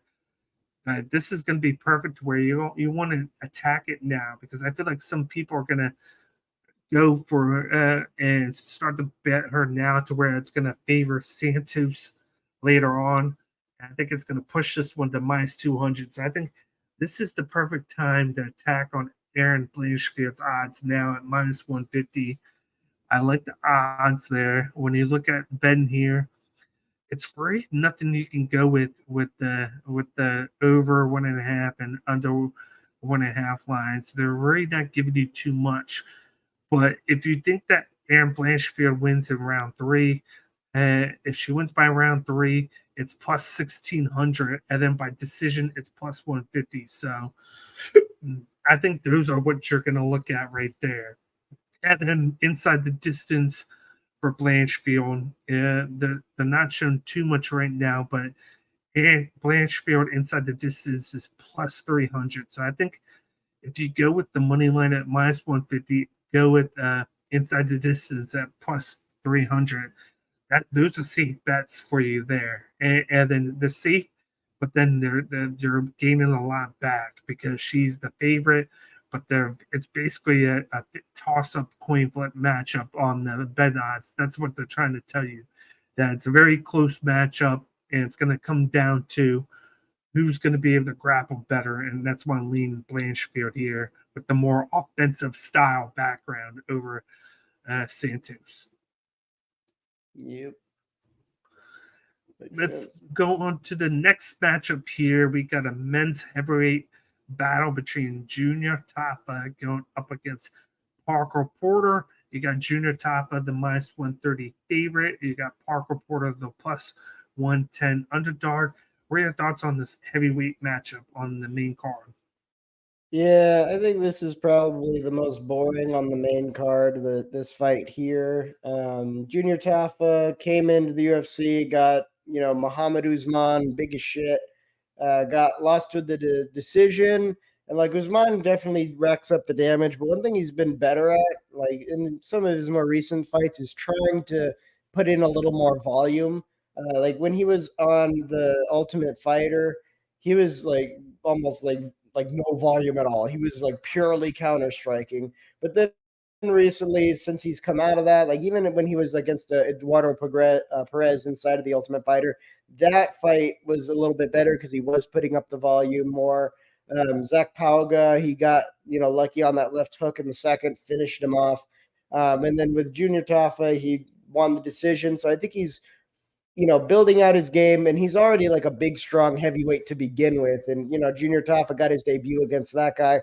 That's kind of a rough pick, especially since Junior Tafa looks like does kind of prefer more of the standing and trading. He doesn't really mix in the other styles as much. He's a big boy swinging big hammers, but, it's heavyweight. That's pretty much what you expect. Parker Porter's very similar. The difference is he does have the wrestling when he needs it.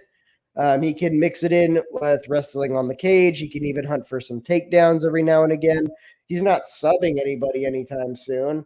In fact, he does have 3 submission victories, but that was a long time ago. Yeah, his last submission was a Kimura back in 2019, so that's not going to be a threat here. But if he does kind of get in your grill, push you up against the cage, throw you on the mat, that's where he sets up a lot of his TKO victories to pound people out, is he kind of gets you hurt on the feet, and then once he gets that grappling, he controls you in a position where now he can just drop bombs on you, and you don't really have a solid defense. And of course, Parker Porter just recently lost to the older brother, Justin Tafa. So now he feels like he's got something to prove by beating the younger brother. So by proxy, it's his revenge. So yeah, I think Porter's got the better balance of skills here so that he can rely on the wrestling when he needs it. Whereas Tafa, I don't really see him doing that as much. I think he's just going to be kind of going in there swinging big hammers. And if it was just hammers versus hammers, I think Tafa would have the advantage. But because we are talking about Porter, who can mix in, like for a big boy, he's pretty athletic. He could use that athleticism to mix in that wrestling. I think that's going to kind of make a difference because I feel like he can at least tire Tafa out. Those hammers are going to be swinging less often, and they're going to be hitting with less power as the fight goes on. So Porter could potentially grind out a decision here if he really needs to, or he could just tire him out and then get a late finish in like the second or third round. Yeah, I'm going within this one pretty easy for me. I'm going Junior Tafa by first round knockout. It's basically a similar traits as his brother Justin Tafa. We saw in that fight, Parker Porter left himself open, which he does several times in fights, and Tafa was quick to the punch to nail him in the face, stunned him, and dropped him. We've seen Parker Porter get dropped by him, by Chris Darkus, who we've seen now isn't as great as what we thought he was, but he does have knockout power. And Junior Tafa even stunned Muhammad Usman several times in that fight, but he couldn't deal with the grappling of Usman. And Usman is a bigger guy, stronger guy. And Parker Porter, his is more like a jiu-jitsu style, but it's not it's more like he uses his weight to get the fight down, but he doesn't have great striking defense, but he pours in a lot of volume, and he can ramp it up over time as the fight moves on. So I think the longer the fight goes in this one, the better it is for Parker Porter. But I don't like his striking defense. He is very hittable in fights. If he's going up against a guy with knockout power, even Jailton Almeida caught him a couple times within the striking before he got taken down and just obliterated by Almeida. You got Alain Bordeaux was catching him later in that fight, even though Parker Porter won the first 2 rounds. Round 3, Alain Bordeaux was able to catch him with shots around 3 with bigger blows. Chase Sherman did good round 1 against Porter, but Chase Sherman has been known to have bad cardio after the first round. His fight with Josh Prezian was very fun to watch. Both had a high volume.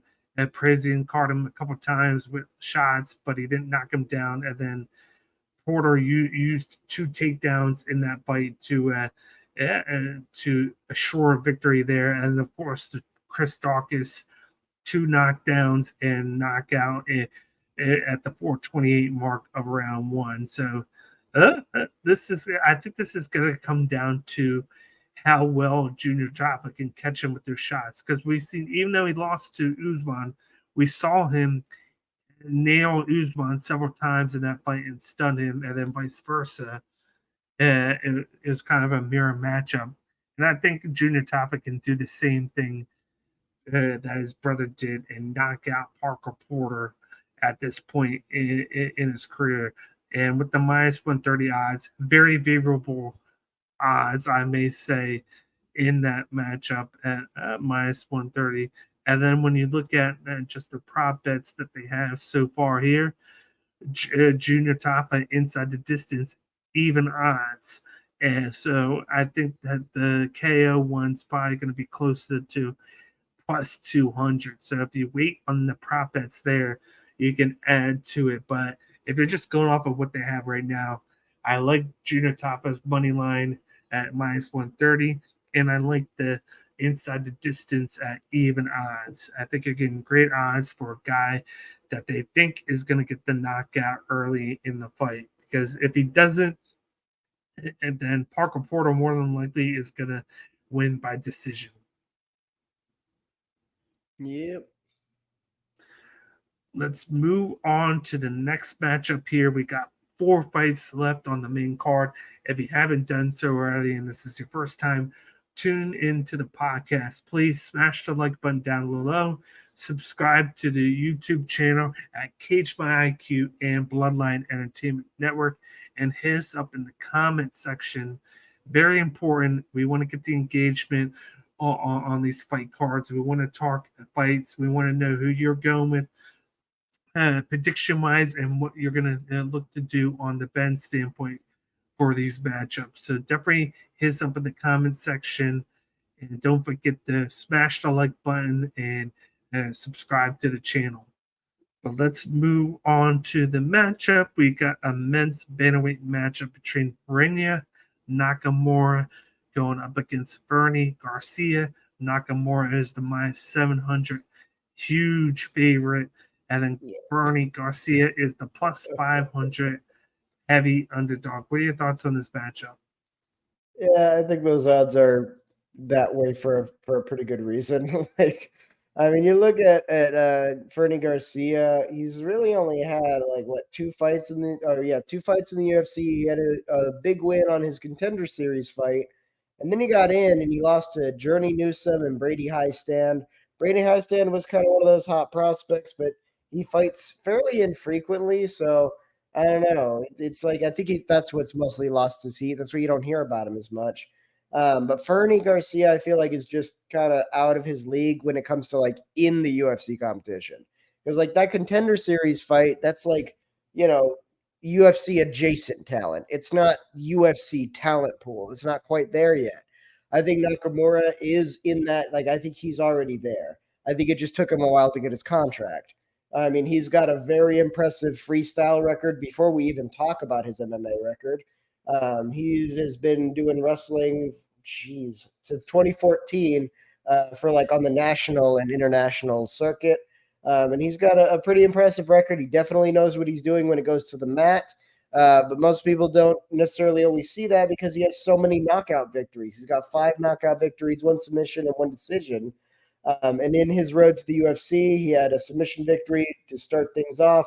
And then he had a knockout victory right after. And of course, he knocked out Toshomi Kazuma in like 33 seconds. So he's definitely got a lot of power in his hands. He's got a well-rounded skill set. If he needs to rely on the wrestling, he can. The gas tank is there. He's gone the distance before and he's won.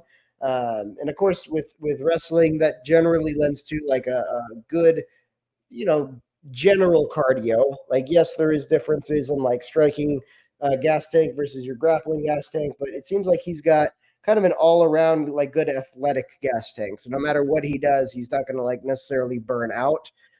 So I do like Nakamura for this one, just because I think Fernie Garcia is a little bit out of his league. He does mostly win by decision. He has 3 unanimous decision, 3 split or majority, and then after that it's 3 submission victories.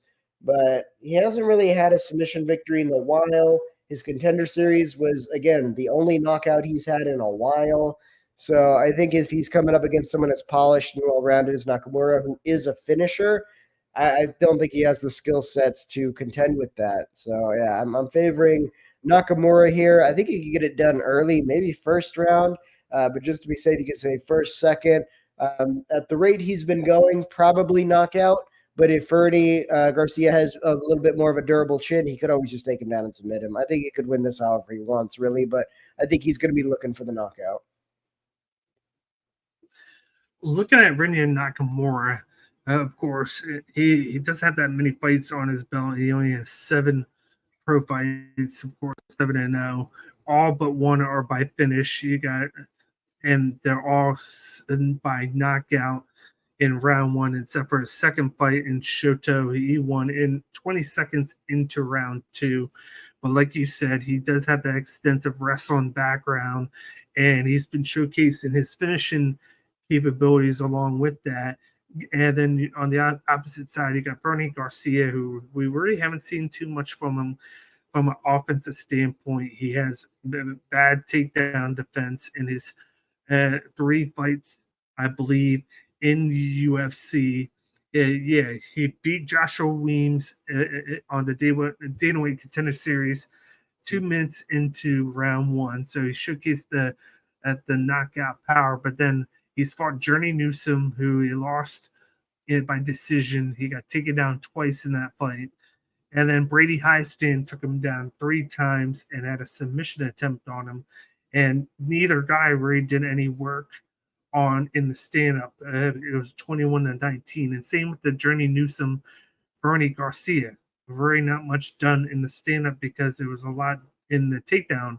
And knowing that Rinya Nakamura has knockout power and has that wrestling background, I see him using that wrestling background to take him down. And I think at the end of the day, I got him by round 1 ground and pound finish, because I think he's going to have a lot of success with the takedowns. He's going to have multiple takedowns of round 1.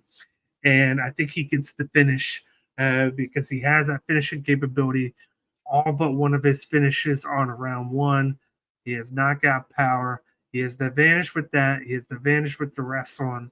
And he has the advantage of being the fresher fighter with the undefeated streak. And they're telling you by it being minus 700 that there's a reason why he's that big of a favorite, even though I think it's too huge of a mark. It's because of the deficiency in the grappling. Like he's going to have a way big advantage there, and he has the advantage with the striking power to where it's just overpowered.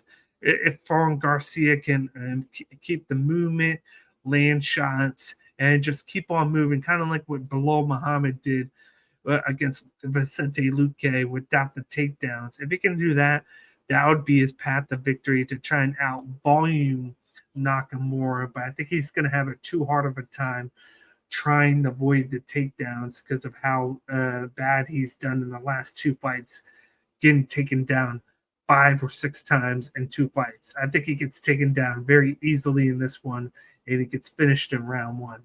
And from a betting standpoint, there's really not much to look at because of how high of odds are in this matchup because it's at minus 700. You're going to have to really dig deep to try and get some sort of value in this matchup. And really, the odds are very higher on here. The odds get better if you get out of round 1, because over 1.5 rounds is plus 120, and over 2.5 rounds is plus 230, and that's just going to round 2 and round 3. Then you got a few.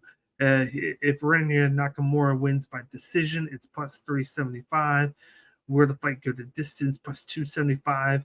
It's really the odds are really great if the fight goes to round 2. And I think with that one, if the fight goes to round 2, it's minus 120. So if you want to try and play it safe and do something with this, just bet that the fight goes to round 2, and it's minus 120. So they're basically even odds.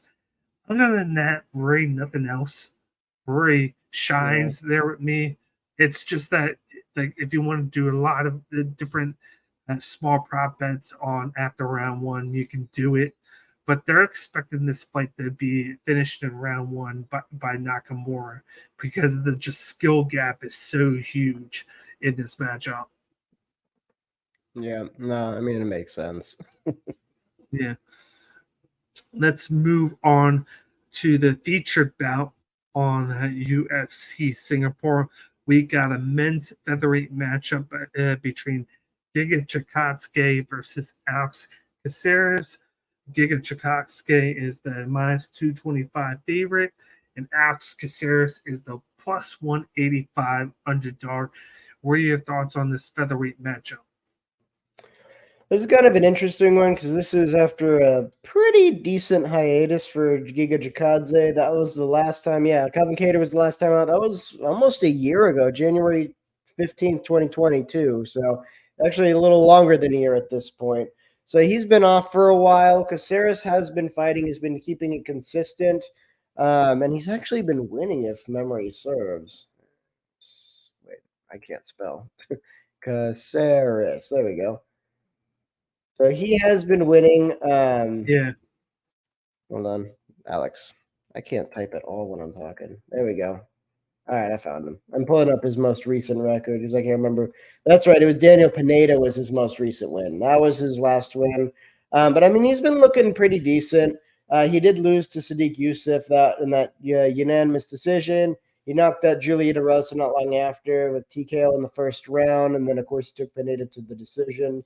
So he's been at least consistent in terms of like keeping up, doing at least 1, maybe 2 fights a year. But I still kind of think Giga Chikadze, the power is going to make a big difference here. One of the things about Alex Caceres is he does have the jiu-jitsu background. He can grapple, but he does like to stand. He likes to stand and trade, even when it's not necessarily the best idea. A lot of his wins come by decision. He's 10 decisions, 7 submissions, and 4 knockouts. His last submission was in 2021 against Sungwoo Choi, who is notoriously not very good when it comes to like grappling stuff. He doesn't really have answers for that. But outside of that, his other submission in 2020 was Austin Springer. So, you know, he hasn't been showing the submission game as much. It's really been more about the standing. He will incorporate the wrestling and try to basically put points on the board if the hands aren't working out for him. Now, initially, I would have said Giga, but he had that Calvin Kattar fight, and I think he learned a lot from that because that's exactly what Calvin Kattar did to him. He just found Giga's back and just wouldn't let him breathe, sat in the hooks, and just waited out the clock by racking up those points with control time. And I think Giga probably learned from that. I think that's part of the reason why he took such a long hiatus, because if you remember, Giga was super, super consistent with fighting when he got into the UFC originally.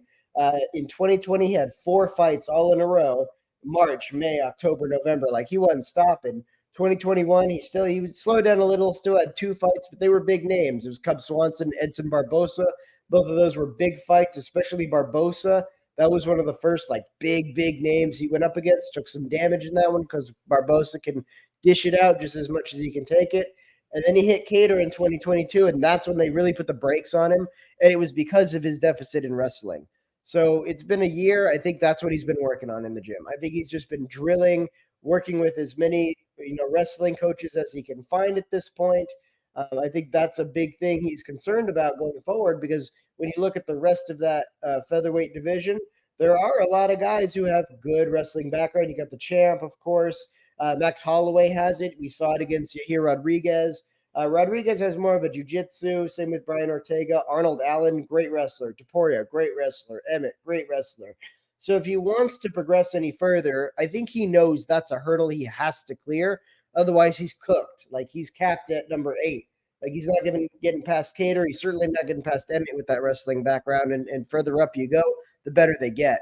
So I think that's what he's been working on for this past year. And I think we're going to see it this time, at least enough to keep Caceres off of him.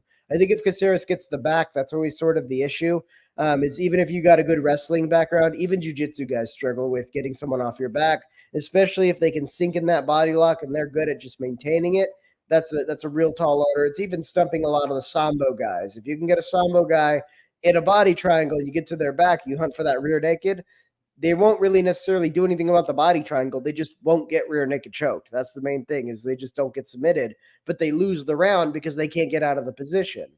So I think if Caceres or if Giga Chikadze could just keep that from happening, I think everywhere else, I think he's going to be fine. I think he's probably going to have enough work in the wrestling at this point, considering his loss, to at least stay off of the cage so that Caceres isn't just pinning him and racking up points in control time. I think he's going to be able to keep it off the mat when he doesn't want to, because before he already had pretty decent takedown defense. Like, he was able to stuff a couple of Swanson's takedowns. Barbosa didn't even really try. But he's had historically decent enough takedown defense to where if somebody wanted to put him on the mat, they had to work for it. And to get to that point where they could even put him on the mat, they had to get past his hands. And that was always the biggest issue. He's got great kickboxing. He's got a lot of power in his hands. He's very clean. I think compared to Caceres is more – he is more creative. He lets his striking flow a little bit more freely. But if it came down to power and technique, I think Chikadze's got him. He's got the Giga kick, of course, that's always in the back pocket. So I think looking at this kind of in terms of expected potential improvement, as well as just overall, I think who's like the better martial artist, I would have to go with Giga Chikadze. Since he's been out a while, normally I would say he could probably get the knockout maybe in the second or third, but I think he might have to grind out a hard decision. And this could be a very close fight. I could see this even being like a split decision to where Giga Chikadze just barely makes it out, or Alex Caceres just manages to eke out a decision just purely based on maybe he gets around just on the back, or he edges out with just a little bit more volume. But either way, this is going to be a fun one. This is going to be a cool matchup. Oh, you got your mic. Check your mic. There you go. Fun fact, Alex Caceres has won 4 times by rear naked choke, and he's lost 5 times by rear naked choke. So it's either feast or famine with him with the rear naked choke, with submission fights in his pro career in UFC, because he's had a vast battle. But looking at a fight in his past, that's going to play a big factor into this one, is Caceres' main event fight against Yair Rodriguez. He got hit with over 40 kicks in 5 rounds. He lost to Yair Rodriguez. And when you think of leg kicks, you think of Giga Chikadze. He throws different variations of leg kicks. Just like you said, he has the Giga kick, he has the front kick, calf kick, the side kick. He's going to be quick, just like Yair Rodriguez. He's very similar in stature. He's very similar with the power. And Caceres isn't a guy that's going to overpower you with the takedowns. He might get 1 takedown, maybe 2. He did have 1 against Yair Rodriguez. But a lot of his grappling is in the clinch along the fence, where he can throw knees, throw elbows, and that's where he attacks the back. So if Giga Chikadze can show improvement within that, he should have the better striking advantage in this matchup because of the legs. He's going to use the legs to open up his hands. And he kind of showcased his hands in the Edson Barbosa fight, which kind of really impressed me because we were afraid of the leg kicks, but then he showcased his striking with his hands, which it was really is something that we wanted to see. Because the only two times he looked vulnerable is against Calvin Kattar and against Jamar Emmers, when Jamar Emmers took him down twice in that fight. So I don't think he's going to have too much of an issue with that. He showcased high volume with the leg kicks. I think he could get started very fast. He's a fast starter to where kind of Alex Caceres is kind of like a guy that ramps up over time. Just look at the Sung-Woo Choi fight. He started out slow, and then it took that low blow to get him going and to get him over Sung-Woo Choi in that matchup to get that second, third round victory over Choi after getting stunned in that one. But he's going to hit Alex Caceres quite a bit in the face, and I wouldn't be surprised if he gets a round two knockout in this one. He's a guy that lands a lot of leg kicks, and he lands them on the face. He does a lot of damage, and I think this is the rebound fight for him. Alex Caceres is on a 2-fight winning streak, but this is a guy that whenever he gets in that winning streak, he always gets knocked down. He's more like the gatekeeper of that featherweight division. He's beating some good guys, but then he loses to guys as well. Like like I said, looking at Alex Caceres, he beat Pineda and Arosa, but then he lost to Sadiq Yusuf by decision in a very contested matchup. He barely beat Sung-Woo Choi. He beat Kroom, Stringer, Hooper, Peterson. He got subbed round 1 by Gracie. He won. He won by decision. He lost. He won by knockout. Like he's a guy that's going to win by volume and by decision. He lost to Yair Rodriguez by decision. He got knocked out by Francisco Rivera. He got subbed by Faber. And there's so many guys that he's fought, and he's still not too old to where you can say that he's over the mill right now.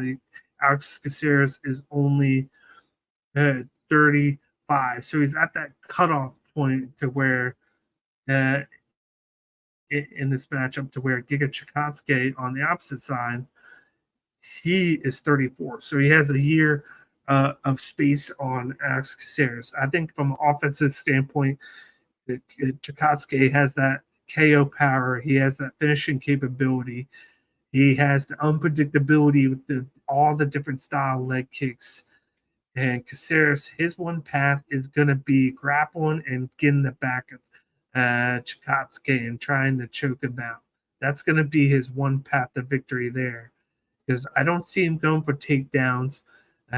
Like I said, he goes to grapple along the fence. And I think Chikadze is going to keep him at bay with the leg kick styles. And he's going to be pushing the pace on Caceres early on. So I'm going round 1 knockout for Chikadze, catching Caceres with the shot that he's not going to expect. Yeah, I'm just excited he's back in the UFC again and active again. Yeah, and me too. Like he took a lot of damage in that fight against Calvin Kattar too. It wasn't just the grappling; it was the box. It was the boxing of Calvin Kattar that really did Giga Chikadze in that 5-round fight. He caught him a lot with that jab inside, and then he used the grapple and the stay inside to take him down and then do even more damage. So I think he needed that extra time to come back, come down to reality, reinvent himself, and not come back too soon. Because he was supposed to come back, and then I think his last fight got canceled.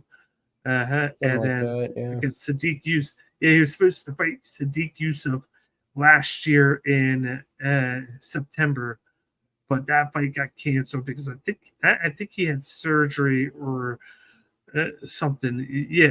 Chikadze withdrew from that because he wasn't ready yet. So he's had almost basically a year on top of that to prepare for the fight. So I think he's going to come in very fresh and hungry to get a finish. And you got the odds minus 225. I'm surprised that they're that high there. I expected to be minus 120 plus 150 because of the long layoff, and Caceres has been active in riding a 2-fight win streak. But I'm guessing because he's a finisher in his fights, and Caceres wins majority of his fights by sub and by decision, and the unpredictability of his striking, that's why they lean towards Chikadze in this one. And then if you look at the bet and prop bets right here for this fight, of course, the money line, it's going to be hard to touch. But Giga Chikadze by KO, TKO, or DQ, it's plus 275. And then decision is plus 110. I think Giga is going to win more by finish over anything. So I love the plus 275 for KO. You got inside the distance easy even is plus 250. So there, that's nice there. And then him to win by round 1 knockout is plus 500. So those are something that you can keep an eye on if you're very into him getting that early finish. Is those right there, not necessarily like the over unders, but just the exact him by knockout, because he's not going to submit Alex Caceres, but I could see him knocking him out in this fight. Yeah, no, for sure. Let's move on to the co-main event of the evening. We got a rematch in the light heavyweight division. We got Anthony Smith versus Ryan Spann 2. If you remember the first fight, Anthony Smith submitted him in round 1. Anthony Smith comes in the plus 120 underdog, and Ryan Spann comes in at the minus 140 favorite mark. What are your thoughts on this co-main event?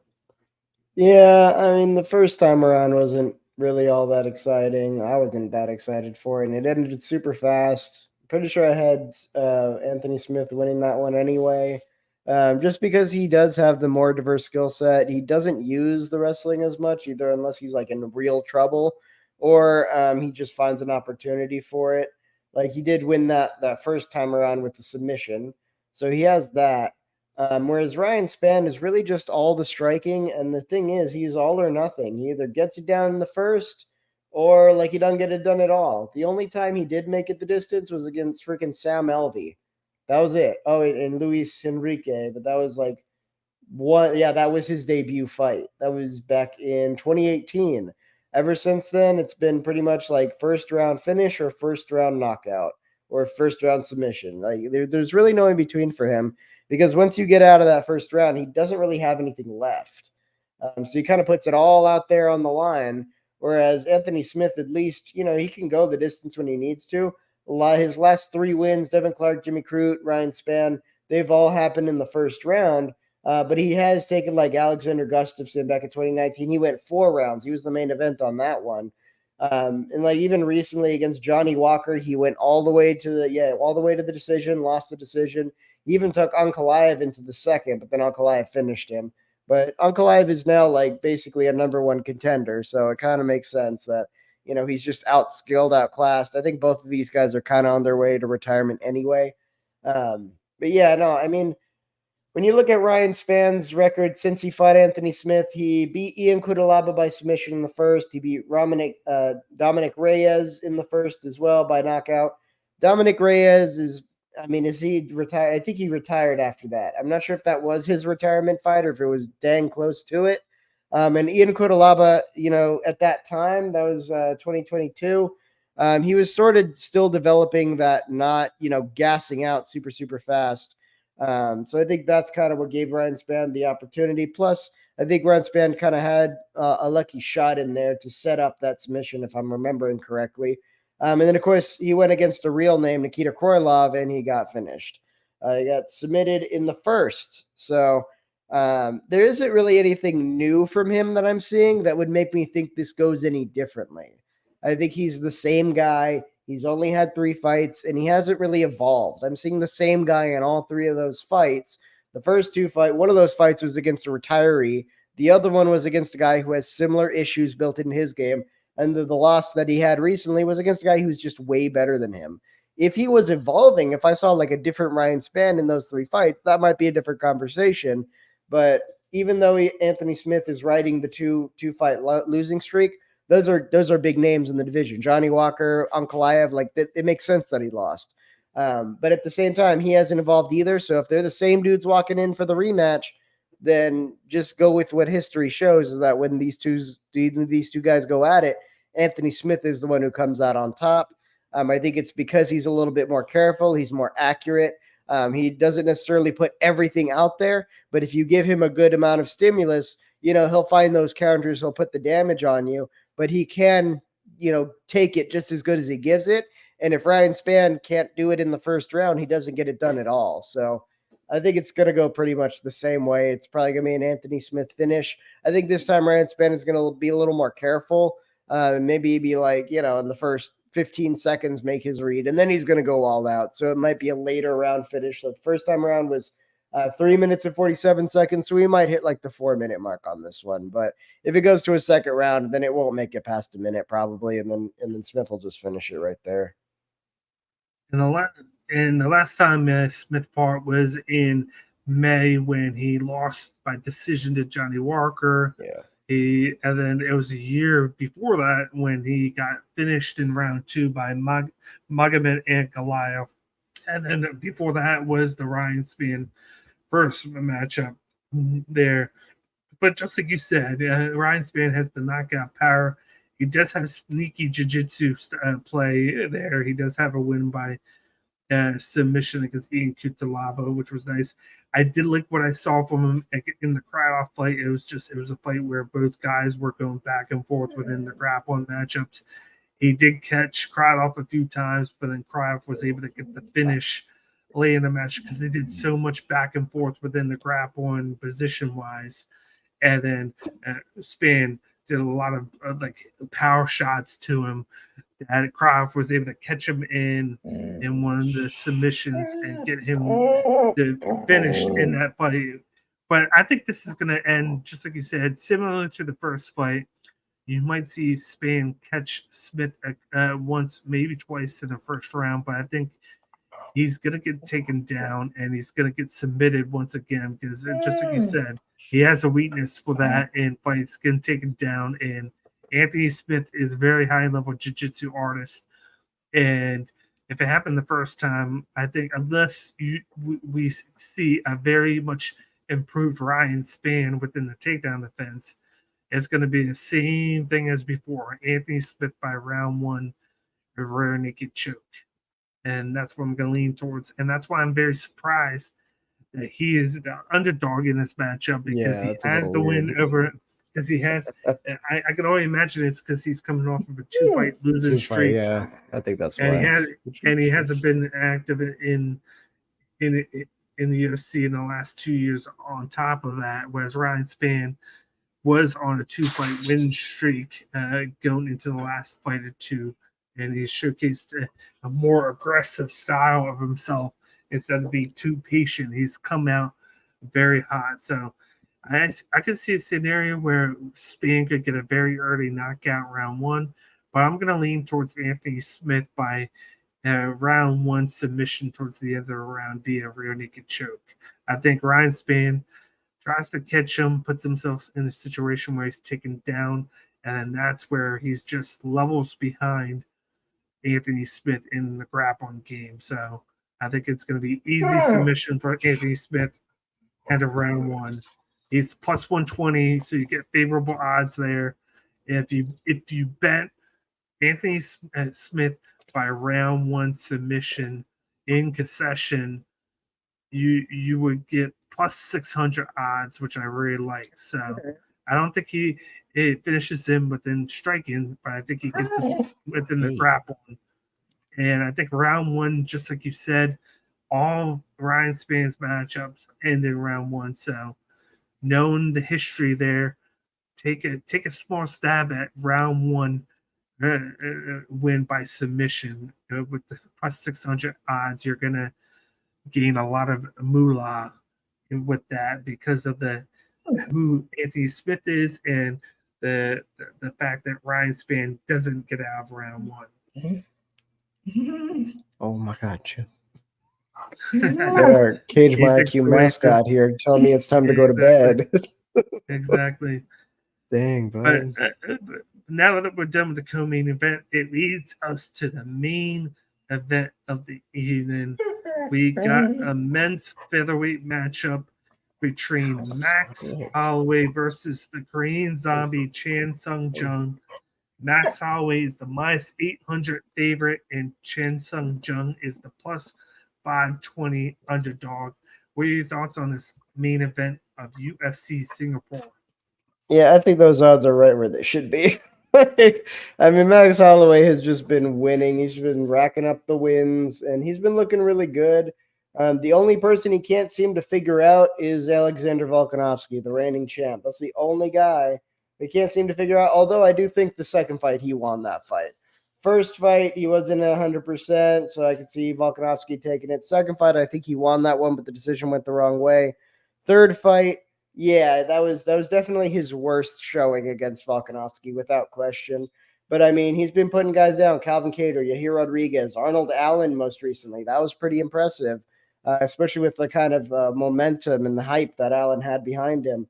So, I mean, the fact that he's just been raking in the wins shows that, he is always trying to improve, always trying to get better, round out his game more, especially like the Yair Rodriguez fight coming off of the Calvin Kattar fight. Calvin Kattar, he just like punched him for 5 straight rounds. I think it was something crazy like 500 punches. And then Yair Rodriguez, he mixed back in that wrestling, a little bit of jiu-jitsu, showed that he has all the skill sets. He just doesn't necessarily need to use them all the time. With Korean Zombie, though, I mean, yeah, he didn't do well against Volkanovski because, dumbass went in with a messed up shoulder, knowing that, it was a title fight, knowing that his shoulder probably wouldn't be healed by then, but he still took the fight anyway, and he just got absolutely dominated. He did well against Dan Ige. He demonstrated some of that jiu-jitsu he's been holding in the back pocket but not really using. He managed to just basically control the back for the majority of the fight. And then, of course, Ortega beat him. He beat Frankie Edgar and Recinto Moicano, but lost to Yair Rodriguez. So I feel like with the Korean Zombie, he is sort of like he deserves to be there where he's at. I think maybe he's like capped at, I don't know, maybe at this point, because of the way the division's changing, I would say he's capped at maybe 7. Yeah, like if he had a good night, maybe he could catch Calvin Kattar's back and just control him like he did Dan Ige. But I don't think Josh Emmett, Ilya Tapor, or Arnold Allen are going to allow that to happen. So I think, he used to be kind of capped at 5. Now that the division, all the talent is kind of shifting around, you got new players coming in. I think that's kind of what's pushing him down more than anything. Of course, if Giga wins, he's on his way up. So he would be maybe the next logical challenge there, which I don't think he has the striking for. So when you try to put him up against Max Holloway, who right now is still holding him to that number 1 spot, I think he's just got no shot. I think he won't be able to get to Holloway's back. I think in the wrestling exchanges, Holloway has more experience. It is a lot more creative. He can get the takedowns when he wants them and stay on the feet when he wants to. I think his boxing is leagues above Korean Zombies because, Korean Zombie got his nickname from the fact that he takes a ton of damage in like every fight because he just gets punched in the face a billion times. You can't let Max Holloway do that to you, otherwise you end up like Calvin Kattar. So that's how he lost to Yair Rodriguez when 1 second left in that fight. It was that backhand when he was winning the fight. He just got caught because with his hands down. And Max Holloway is going to be the quicker fighter with the better striking. He mixes up a lot of different strikes within matchups. His jab is perfect. He throws a lot of volume in the hundreds to 200 strikes per fight, especially in these 5-round main events where he's kind of flourished. Just like you said, if you're not named Dustin Poirier and Alexander Volkanovski, and even the one fight against McGregor, more than likely Max Holloway is going to win the fight.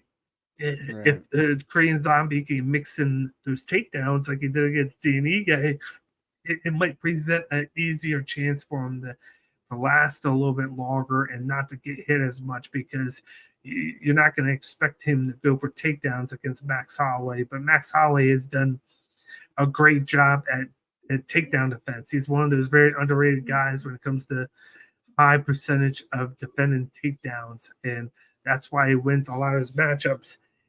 That's why, even though he got taken down 3 times in the white fight against Volkanovski came in the next fight and he didn't try any at all, because he knew that wasn't going to be successful, because whenever Max sees something, he adapts to it. And that's why you see that style from Volkanovski, where he adapts and he changes his game plans from fight to fight, even if he fights somebody again, because he knows that they're going to do the same thing and they're going to attack the weakness and make it a strength against somebody. And that's a testament to all 3 fights that he had with Max Holloway. But Korean Zombie is going to have the power advantage in this one. He does have the grappling. He just isn't consistent at using either. And he's capable of throwing volume and countering guys. But you've seen in the Volkanovski fight, he's a tad bit slower than guys. And I think if Volkanovski's going to catch him a second sooner than his strikes get put out, then Max Holloway is going to have the same exact advantage over Chin Sung Jung. I just don't see the finishing capabilities in this one.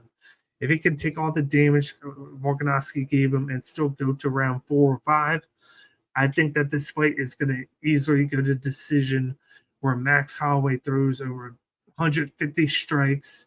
He defends 2 takedowns. He moves. He showcases his jab and maybe mixes in some leg kicks from here and there. But it's going to just be him lasting Korean Zombie, throwing a lot of damage on him, and Korean Zombie taking it and lasting it to decision. And then looking at the odds there, you're not going to have any luck, even if you go live with those at the minus 800 mark. But one thing that very stands out, which I'm surprised at, is Max Holloway wins by decision is plus 165. Interesting. Because we do know that Korean Zombie is finishable, but if there's anything that we know about Max Holloway fights, it's he always wins by decision in majority of his fights, because he's all about volume over power, and he does do damage. If you looked at the Yair Rodriguez fight, they did damage to each other, but I wouldn't be surprised if he mixes in takedowns like he did against Yair. Like he just throws in that subtle screwdriver into a fight like this, because you're going to expect maybe Korean Zombie to do it, but you're not going to expect Max Holloway to do it. But I wouldn't be surprised if he has 1 or 2 takedowns in this one. Korean Zombie takes a lot of damage. It usually gets finished against certain guys, but Holloway doesn't have the power, I think, to do it. But he has the volume to easily win 50-45 decision on a judge's scorecard to sweep all 5 rounds. And that's why I am going to put a little bit on Max Holloway by decision at plus 165.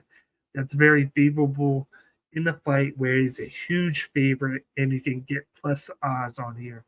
But other than that, I'm staying away from this fight from a ban standpoint. But I think Max Holloway dominates this matchup. Yeah, for sure. That's an easy one. Other than that, that will do it for the UFC Singapore Picks and Prediction Show by me and Miles Long. We will be back next week once again for Cage My Q. I believe the next one is in the UFC. I think the next one is another UFC Fight Night card. I'm bringing it up right now. It is going to be UFC Fight Night on September 2nd. Yeah. At Speedback. noon. It's going to be Gon versus Spivak, which is going to be a very interesting matchup there. It's going to be in Paris, France. So we're going to get back-to-back weeks of European, of international fight nights. And this one's going to be at 12 o'clock Eastern time, noon. So you're going to have a nice early card as well. The co-main event is going to be Manon Fiorot versus Rose Namajunas. And then you're going to have William Gomes versus Lucas Almeida. And then Benoit Saint Denis versus Thiago Moines. And then you got Volkan Ozdemir versus Bogdan Gaskov. But other than that, we'll be back next Thursday at 3 p.m. Eastern Time, away from this Friday, 3 p.m. Eastern Time uploads. Check out all of our content on the Bloodline Entertainment Network. Check out Cage's Bet Slip on the Bloodline and Entertainment Network's website, bloodlinenetwork.com. The bet slip is out now. Like I said, we killed it. We were one bet away from having a perfect bet slip last week. I was 11 for 12 on my Tapology picks as well. So we're looking to keep the streak going this week with UFC Singapore. But other than that, that'll wrap things up. I'm Cage. This is Miles Long, and we'll see you next week for UFC Paris next Saturday afternoon. So talk to you guys later.